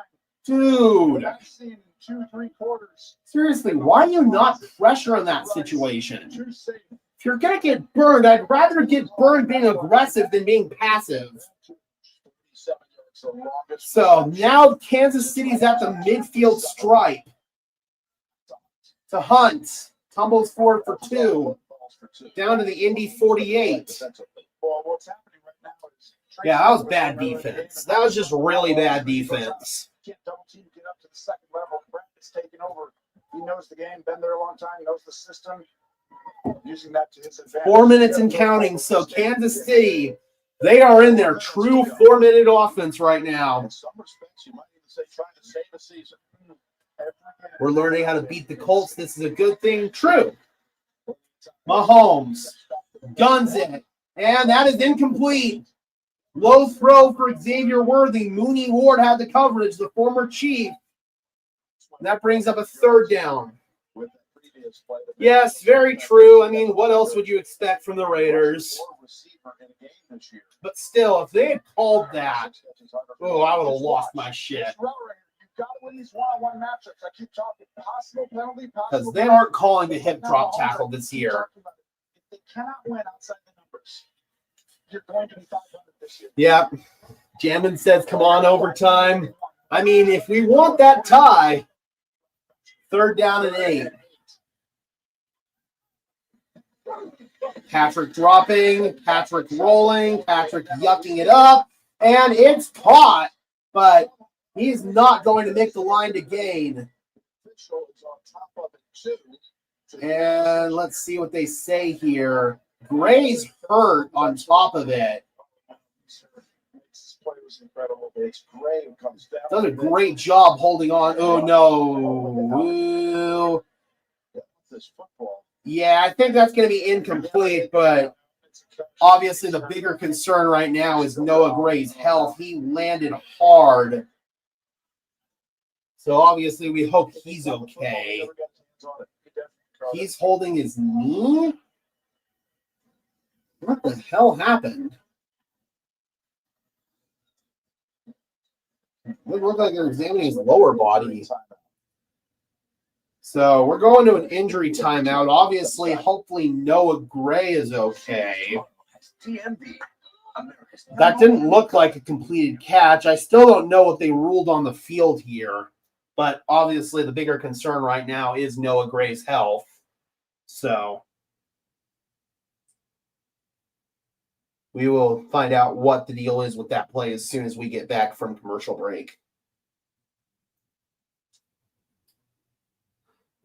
Colts losing is the better outcome. We need that separation. Like you said, if we take care of business, the Chiefs are irrelevant. For sure. But just as a Chiefs hater, I want to see him lose. You know, it's just pure, good old AFC West hatred. Pats have no timeouts left. Man, did Mike Vrabel have some bad clock management? That's like uber rare for him. Is Cincy in position where they can go downfield and get another score? Bronco fan says, I want the Chiefs removed from the playoffs, and I want them out too, not because I'm scared of facing them. I'm cool with facing them. I'm pretty sure Denver would win that game. But just because I hate the Chiefs and I want their fans to suffer, I want them to be eliminated from the playoffs. It's that simple. Pat's ball. How much time's left? Are they just trying to nurse? Oh, they took their time now. Okay, I see. So, not looking good for Cincinnati. That sucks. Nothing pleased me more than Mahomes taking the walk of shame through the tunnel and that sideline face Kelsey makes when they lose. Absolutely. That's what I want to see, man. Quite frankly, I'm hoping by the time we face Kansas City on Christmas that game is irrelevant. I'm hoping by that point Denver's already taken care of their business and Kansas City's dead. 3 minutes, 2nd and 11 on the Bengals 50. So there's a small chance. Good to see Noah Gray walking off. And they are going to say he made the catch. It's 4th down and 3 right now. Butker's on the sideline, so they're going to go for this. You talk about how good Indianapolis has been this year. Kansas City's been incredible on 4th down as well. 5 down, 5 Here down. we go. Mahomes fires. It's caught. It's Rice. Working on Ward, turning the corner, and Rice down to the 25.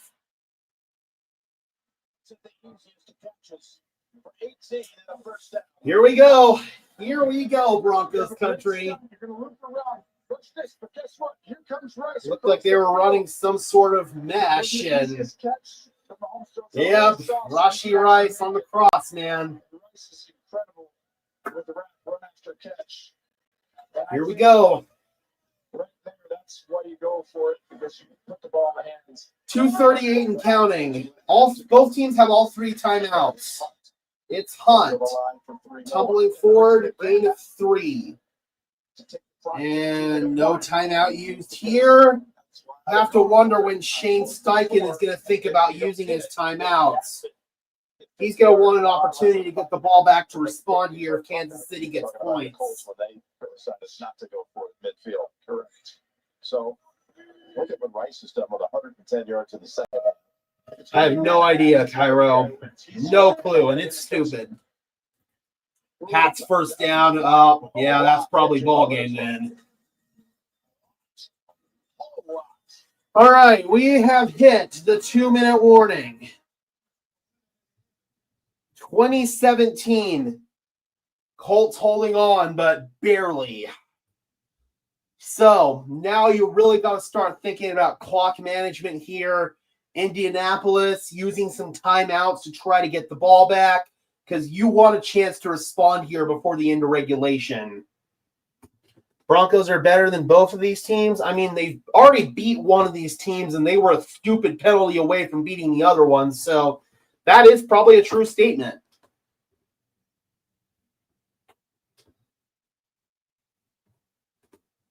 All right, so both teams have all 3 timeouts.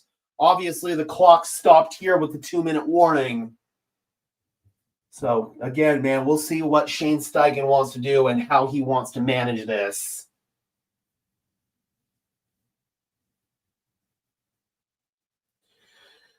Let's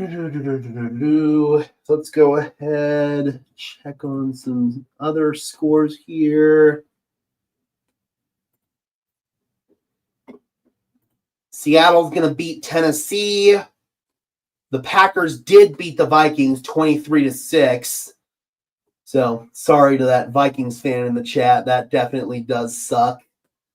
Again, man, peaks and valleys. I encourage nothing but patience moving forward when it comes to J.J. McCarthy. I preach that same thing all the time to Broncos country with Bo Nix. Let's see. We've got the Ravens. They beat the Jets 23-10. This Lions game, it's getting close, man. 27-24, the Giants lead. Detroit's driving with 1:13 left. 3rd and 7 for the Bears. They lead the Steelers 31-28. And then this Pats-Bengals game, that's coming down to the wire as well. 3rd down and 7, Pats 2-minute warning. Ooh, we're getting close, man. All right. By Pepsi. Food deserves Pepsi. Here we go, baby. For the best 5G network. You almost wonder if Indianapolis is maybe going to let Kansas City score here. That way they can get the ball back with time to respond. That's also an option for the Colts. Looks to be a little banged up. I got the State Farm post-game show coming up. So Rashee Rice is on the sideline right now. To win a one-score game for the first time. 2nd down and 8 for Kansas City. So now they're at the Indianapolis 22. 2nd and 8. Mahomes fires over the middle. It's caught close to the 1st down. They're going to give it to him right at the marker. And we got a timeout by Indianapolis. 1:54. Indy calls their first timeout. I think that was exactly correct. I think we're going to extend J.K. Dobbins. I don't know, honestly. I think it's going to be a really tough call for the team. If I had to guess right now, probably not. Are they taking Sauce off? They are. Oh, no, he's coming back on. Okay. His first reception. And Tracy reporting that it's a hamstring injury. Hamstring injury for Rashee Rice. He still has his helmet on. With 7 catches, 120 yards, plus a 2-point conversion. Here's where it happened. Yeah, but I think he wants to try. Oh, yeah, for sure. For sure. He has to clear Sauce all day. He tried to go back in, and they said, nope. I mean, running backs are so easy to find. They're usually a dime a dozen, so unfortunately, I'm kind of leaning towards not extending him. All right, 1st down and 10 now. Indy called their first timeout. Chiefs have it at the Indy 14. Scores 20-17. Handoff goes to Hunt. Stopped at the 11-yard line. 2nd timeout, Shane Steichen. A run defense. Another timeout called by Indianapolis. So again, the Colts, they're trying to get this to where they can get the ball back and have some time to respond. They're obviously hoping to hold Kansas City to a field goal here. They're just like, listen, it's a run. We take you out anyway sometimes. He's like, all right. All right, looks like Rashee Rice is going to come back in. Ooh, pass incomplete. Ooh. Cincy might still have a chance here. All day until the last. They're kicking a field goal, which produced the touchdown. But Nagy's calling this one right in. All right. I guess who's back in? Yep, Rice is back in. 2nd and 7. Rice is back in for Kansas City. So do I think it's a run? 1:49. Indianapolis has one more timeout left. KC has it at the 11-yard line. They've got all 3 of their timeouts, but that's not really relevant. So the inside slot on the 2nd down play. Mahomes looking, firing across the green again. It's caught, but a yard short of the line to gain is Smith. Shane Steichen, it looks like, is going to preserve that final timeout. The clock is still moving. It's 3rd down and 1. How much time do the Bengals have? Lions tied it up. Ooh, that was going to get hella close. Get the first down. You don't ever have to get the ball. All right, 3rd down and 1. Right. But you don't get the first down. They're going to use the timeout and force your hand. They go with that stop field on 3rd and 1. Once again, that interesting formation on the backfield, and Hunt has the first down. And now Indianapolis is going to take their final timeout. Yeah, this Colts team, they can't close, just like the Giants. Try to get the game more than score. Minute 51 for the Bengals. Okay, they've got a chance. They've got a chance here. It's been productive today. And right now, we saw for the first time. I mean, either way, like I said at the beginning, either way, it's a positive outcome for the Broncos, even if Kansas City wins. But just by virtue of good old AFC West hatred, we want the Kansas City Chiefs to lose this game. Chris Jones getting his back worked on the sideline. So you can waste 30, 40 seconds. All right, let's see how Kansas City wants to manage the clock. Right here. So they've got that same formation. Although you do have specs on defense. Why do we want the Colts to win? Because stood up right there, nowhere to go.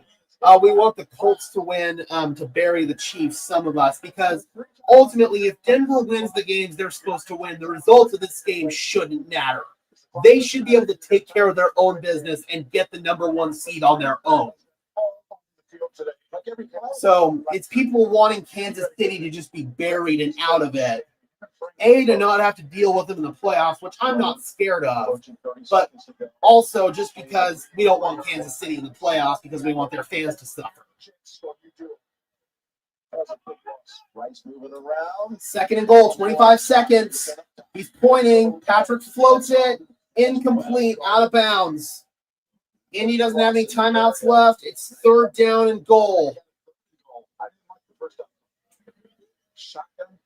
Looks like Andy called that play. He signaled that play in. That was not a Nagy call in this one. This is an Andy Reid play call right here. It's kind of like that all day. And Indianapolis done a great job keeping things bottled up inside. Outside the numbers are 1-on-1. Timeout called by Kansas City.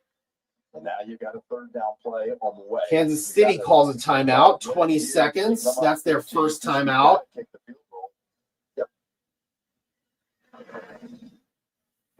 It might be. Obviously, they've got to hold Kansas City out here. They can't let them score. 47 people in the house. Thank you guys so much. All right, here we go.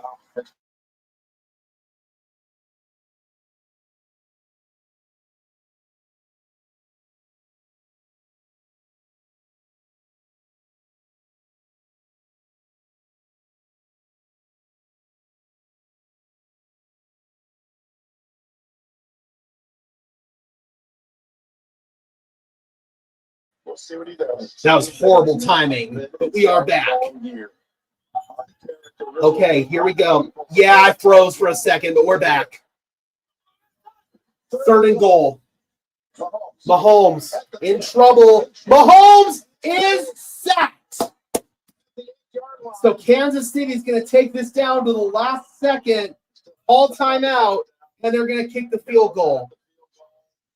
Andy pops it at 4 seconds. Yeah, we lost it for a second, but we're back. Go ahead and run this and pause it. Go ahead a little bit more. Watch this. Right there. See. There's the one-on-one opportunity outside the It is, and he's not even looking at the one-on-one. It was Thornton on Sauce Gardner. All right, here we go.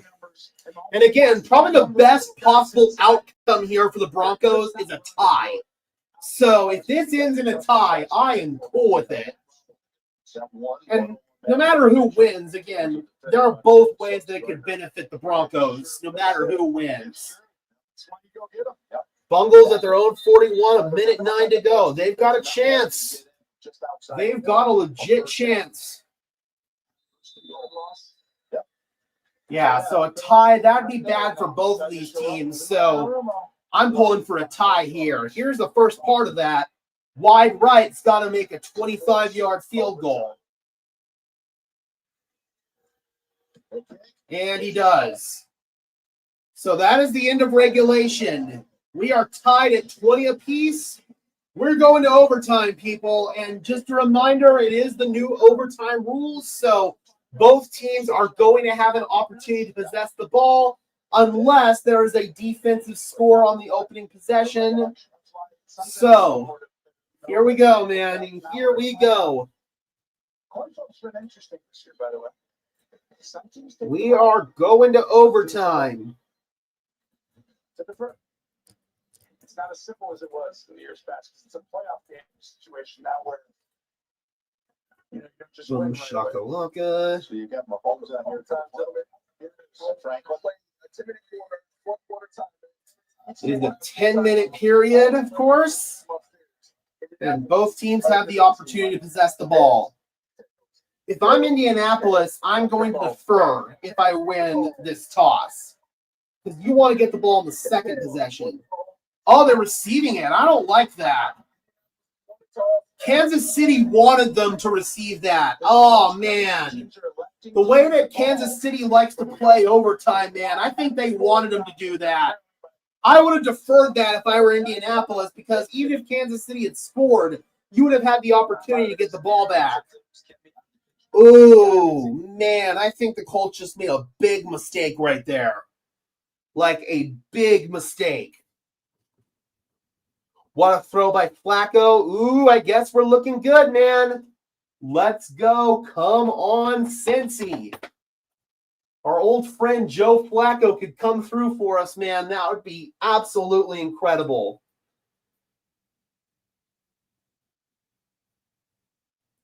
Ooh, boy, Broncos country, this game. But I do not like Indianapolis' decision to take the ball right there. I really don't. It's under review. Uh-oh. Was it a touchdown throw or just a first down throw?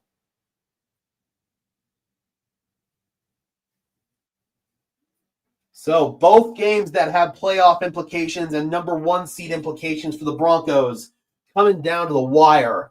Lions game went to overtime. Uh-oh. Incoming Jameis Winston pick six to lose it. Here we go, baby. Overtime from Kansas City, Missouri. Yep, it's the witching hour where losses become wins and wins become losses. So the difference in the playoffs is that Confirmed first down, let's go. Technically, overtime that can end in a tie. Okay? So teams have elected to take the ball this year far more often than you'd have thought. In the playoffs, you always want to go second. Do you know why? Oh, okay. That's a good point by Tony because it can end in a tie. So that actually does make sense by Tony there. All right. That makes sense. So Indianapolis is getting the ball. Butker kicks it off. So Indy's going to need to score, and regardless, Kansas City's going to get the ball after Indy's possession. All right, here we go. So in theory, what you're hoping to do here is piss away as much of this clock as possible. That way, when Kansas City gets it, they're not going to have any time to work with. So that makes sense. So you're hoping here, if you don't score, you're at least hoping to piss away a lot of clock if you're Indianapolis. They come underneath. It's Drew Ogletree. You've got to stay inbounds, which he does. That keeps the clock running. Very good, very good. Gibbs, 69-yard touchdown. Ooh, boy. Giants got their back against the wall right now. 7-0 Browns. Let's go. Did Shador get a passing touchdown? I'll be watching that game after this one. 2nd and 6.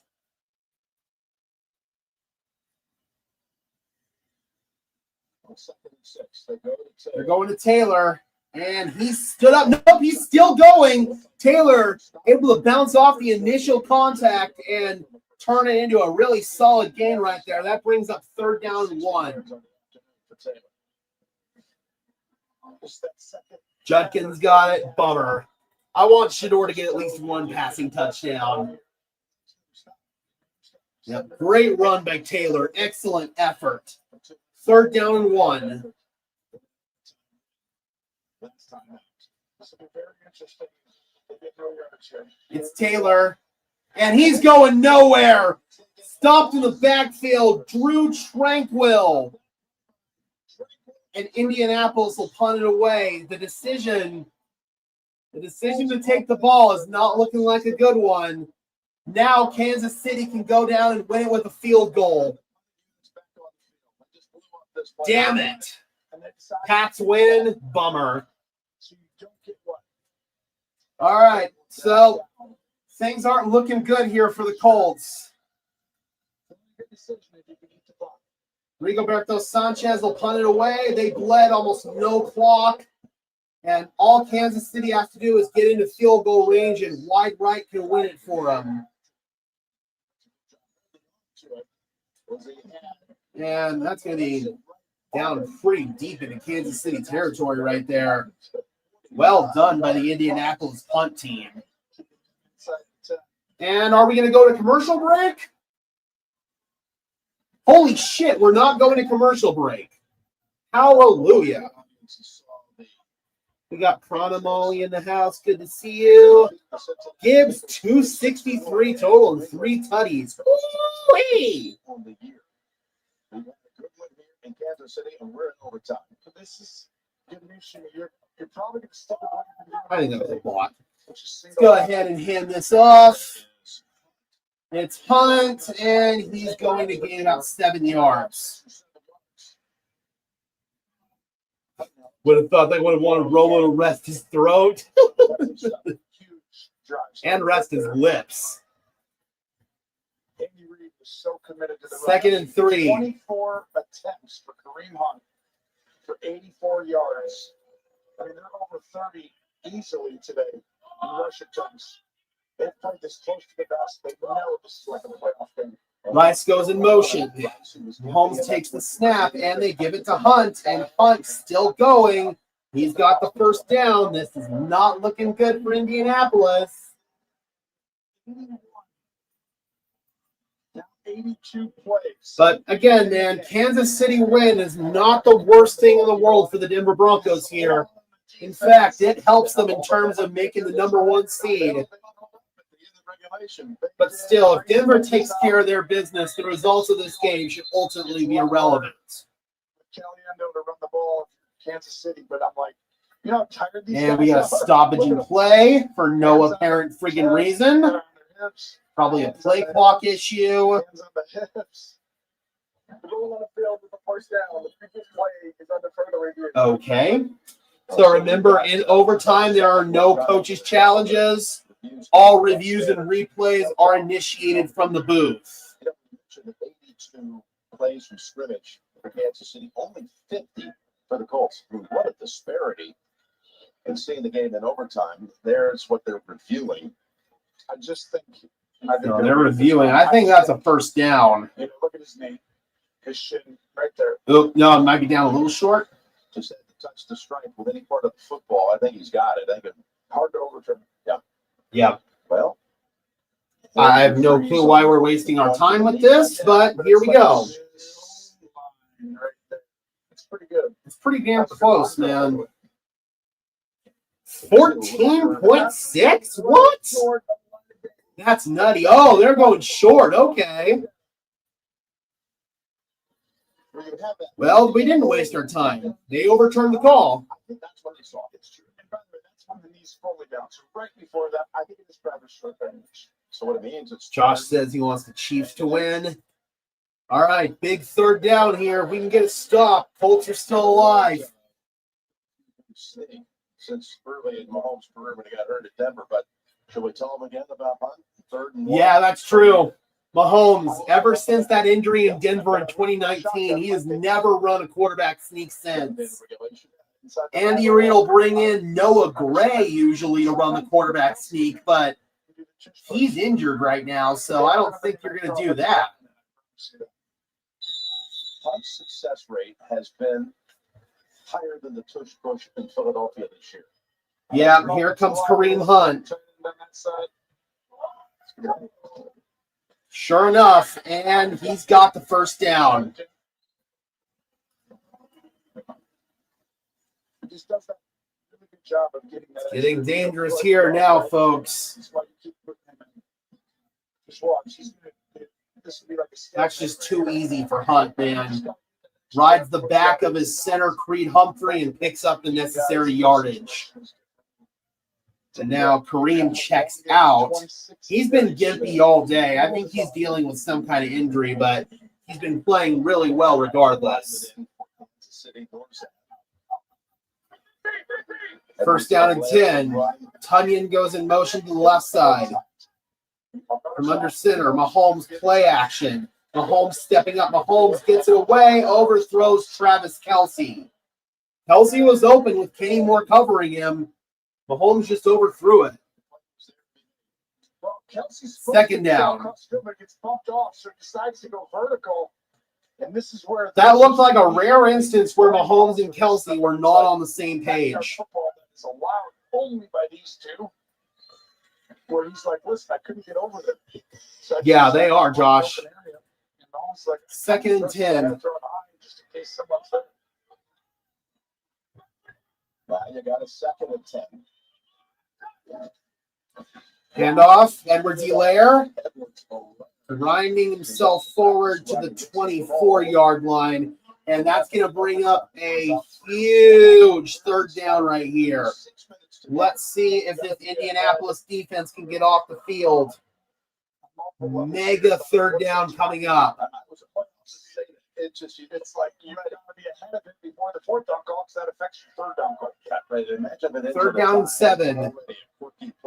5:42 left in the OT period. Again, a tie would be the ideal scenario here for the Broncos.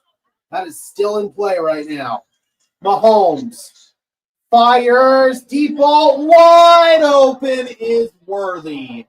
And that puts him on the edge of Butker's range. Looked like the defender fell down and Worthy wide ass open. That sucks. Mahomes threw it as he was getting hit, and the defender didn't fall down. He was just in a bad position. And Mahomes, man, they are right on the edge of Butker's range right now. And a timeout or some kind of play stoppage. That target line actually is the career long to reach that for Butker. Well, and again, Butker has been uber inconsistent this year as well, so you've got to factor that in. Why is the clock stopped? What are we doing? They've announced no reason at all for the stoppage in play. Great. We already knew that. This officiating crew is a disaster, dude. As murky and as unpredictable as it is, look at this, by the way. Baltimore, with its win and Pittsburgh's loss, the Ravens have come all the way back from the bottom, from the cellar. I don't think KC called a timeout. No, they didn't. And just so you know, I was thinking about it. Doing all the that was just some sort of play clock issue or something. And they're still holding it up. Okay, come on. Get out of the way and let them run the play. It would be afforded a loss technically, because I think 7 losses is out, 6 is in. And off. Hunt. And he is going nowhere. Stood up, a little behind the line. Second down. With a tie, you're out, which means if they tie, they couldn't lose another. They're 4 games behind Denver right now. 1 loss. Move inside, 5 minutes to go here. And Denver's more importantly got a head-to-head tiebreaker. Best shot. In other words, they're going to be aggressive. They're going to play man coverage. No, KC's down 4 games. The Chargers are down 2 games.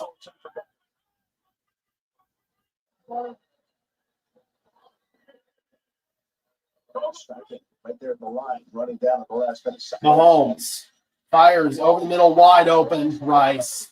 And he's going to slide down. They're well within Butker's range now. Yeah, things are not looking good for the Colts right now. Again, in terms of the number 1 seed, a Kansas City win actually does benefit the Broncos. So this is not the worst case scenario for the Broncos right here. But just out of pure AFC West hatred, I don't want Kansas City to go to the playoffs. I said it once and I'll say it again. I'm not scared of Kansas City in the playoffs. I think Denver can and will beat them there. But, ooh, Hunt, nasty tackle. He might be hurt. Oh, man. Oh, he's so lucky he got up right there. That was a nasty tackle. And now they're just putting it in better position for Butker at this point. But the number one thing you're telling the quarterback, yeah, that's probably going to do it. No holding penalties, which means you run it inside. Of course, wide right still has to make the field goal. Possible, like, oh, he held me, because that could bring him back 10 yards. What do you need? Run the ball to the middle. Second and 7. There it is. They do. It's Hunt. He's got a first down. Pulled down to the 12-yard line, and Kansas City, they're getting in chip shot range right now. I don't think so, Shy. And the most important piece right there is the fact that Denver has the head-to-head tiebreaker over Kansas City. Lions win. Oh, Giants couldn't hold on. That's a great job. Make sure to thank your refs, KC, for sure. But again, this is actually the best case scenario here for the Broncos in terms of the number 1 seed. Colts going down. We needed the Patriots to go down as well, but Denver's ahead of the Patriots right now. The head-to-head tiebreaker in terms of the Colts and Denver would go to the Colts right now. So this is one that Denver kind of needed, but I was pulling for a tie because that would have knocked out the Chiefs and it would have put the Colts in that position. It would have been a win-win for Denver. But I'm not scared of this Chiefs team. They're not good. They are not a good team. I'm ready to kick. I'm kicking it right now. I'm kicking it right now, too, if I'm Kansas City. I'm not wasting any time here. I kind of agree. I'm kicking it right here, right now. And it looks like that's what they're going to do. That's what they should do. The middle, the right hash. That's the only reason I'm sending my quarterback and offensive unit back out there. From here, it's a kick. I think it's due to like divisional wins or something like that. But right now, Denver does hold the tiebreaker. Because they're the number 2 seed, Denver is right, or they're the number 1 seed, Denver is right now. To 18 since the start of the 4th quarter. They've had almost 300 yards of offense. I mean, if you wanted the Kansas City Chiefs to show Conference up, record, okay, there we go. did they show up when it mattered? So good. All right, first down and 10. They're keeping this on the ground. They're risking a fumble right here. He didn't fumble it. He's down. I'm not wasting any time here if I'm Kansas City. I'm kicking the field goal right now. Shane Steichen. Oh, New England is number 1 right now? The Eagles that day. Hold on. Seeing it again. And by the way, they're going to run the same play, possibly a timeout. Or a 2-minute warning, actually, since it is the 4th quarter by definition in overtime. Oh, they're going to do a 2-minute warning. Oh, yep, you're right. Well, it's because the Patriots, they're 10-2. Denver has the bye week right now, so they're 9-2. That's why. But once Denver plays another game, I believe it would be Denver the number 1. I switched to T-Mobile. You get 4 iPhone 17s on them. Wait, who's taking a picture? T-Mobile get 4 iPhone 17s. They're amazing. So, yeah, that's just because of the bye week. It's an Applebee's new ultimate. Yeah, and that's dumb. That is actually dumb. Yeah, so once the games even out, Denver should be ahead of New England and it's the same record. All for the ultimate price of $14.99. Oh, gotta mute that. Can't have copyright music. 50 people in the house. Thank you guys so much. Again, really appreciate all of you for tuning into this stream. We will be streaming another non-Broncos game on Thursday. The Chiefs, hopefully they'll get buried next week with a loss to the Dallas Cowboys on Thanksgiving. We will be streaming that game. All right, here we go. They're kicking it right now. Over half century, the first points ever scored by a blitz kicker for Kansas City. All right, here is wide right Harrison Butker for the win.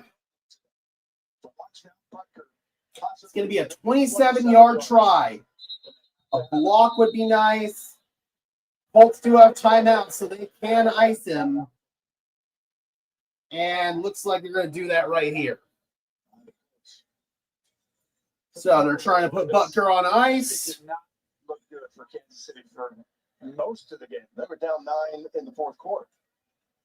And Yeah, Kansas City was in trouble, but they had a really strong fourth quarter.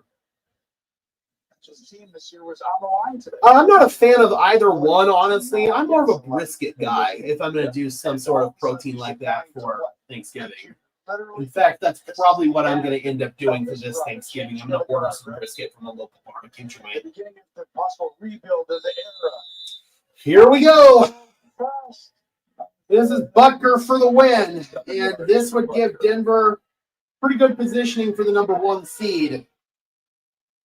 7 yards to But it keeps Casey alive at the same time. Butker's kick right down the pipe, and Kansas City wins. So the Chiefs hold on. They improved to 6-5. The Colts, they're now a game behind the Denver Broncos. They've got the head-to-head tiebreaker. But as of right now, the Denver Broncos have the better record. New England does have the number 1 seed as of right now just because they've played one more game than Denver has. But this was probably the best outcome for the Denver Broncos. It sucks because it required a Chiefs win for it to happen. But it is good news for the number 1 seed. Ooh, smoked turkey. I haven't really tried that. I might have to give that a shot. If Jags win, even better. Yep, we'll be definitely paying attention to that game here in Denver.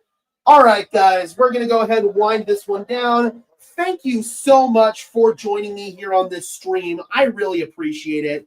Please be sure to leave a like as well as subscribe. Those are both free and easy ways to show your support. And if you want some extra perks and incentives in exchange for helping me out and helping the channel grow, please consider becoming a channel member today. The link is down below if you want some extra perks and incentives. All right, guys. And until next time, I'm your host, Gage Madrid, saying peace out.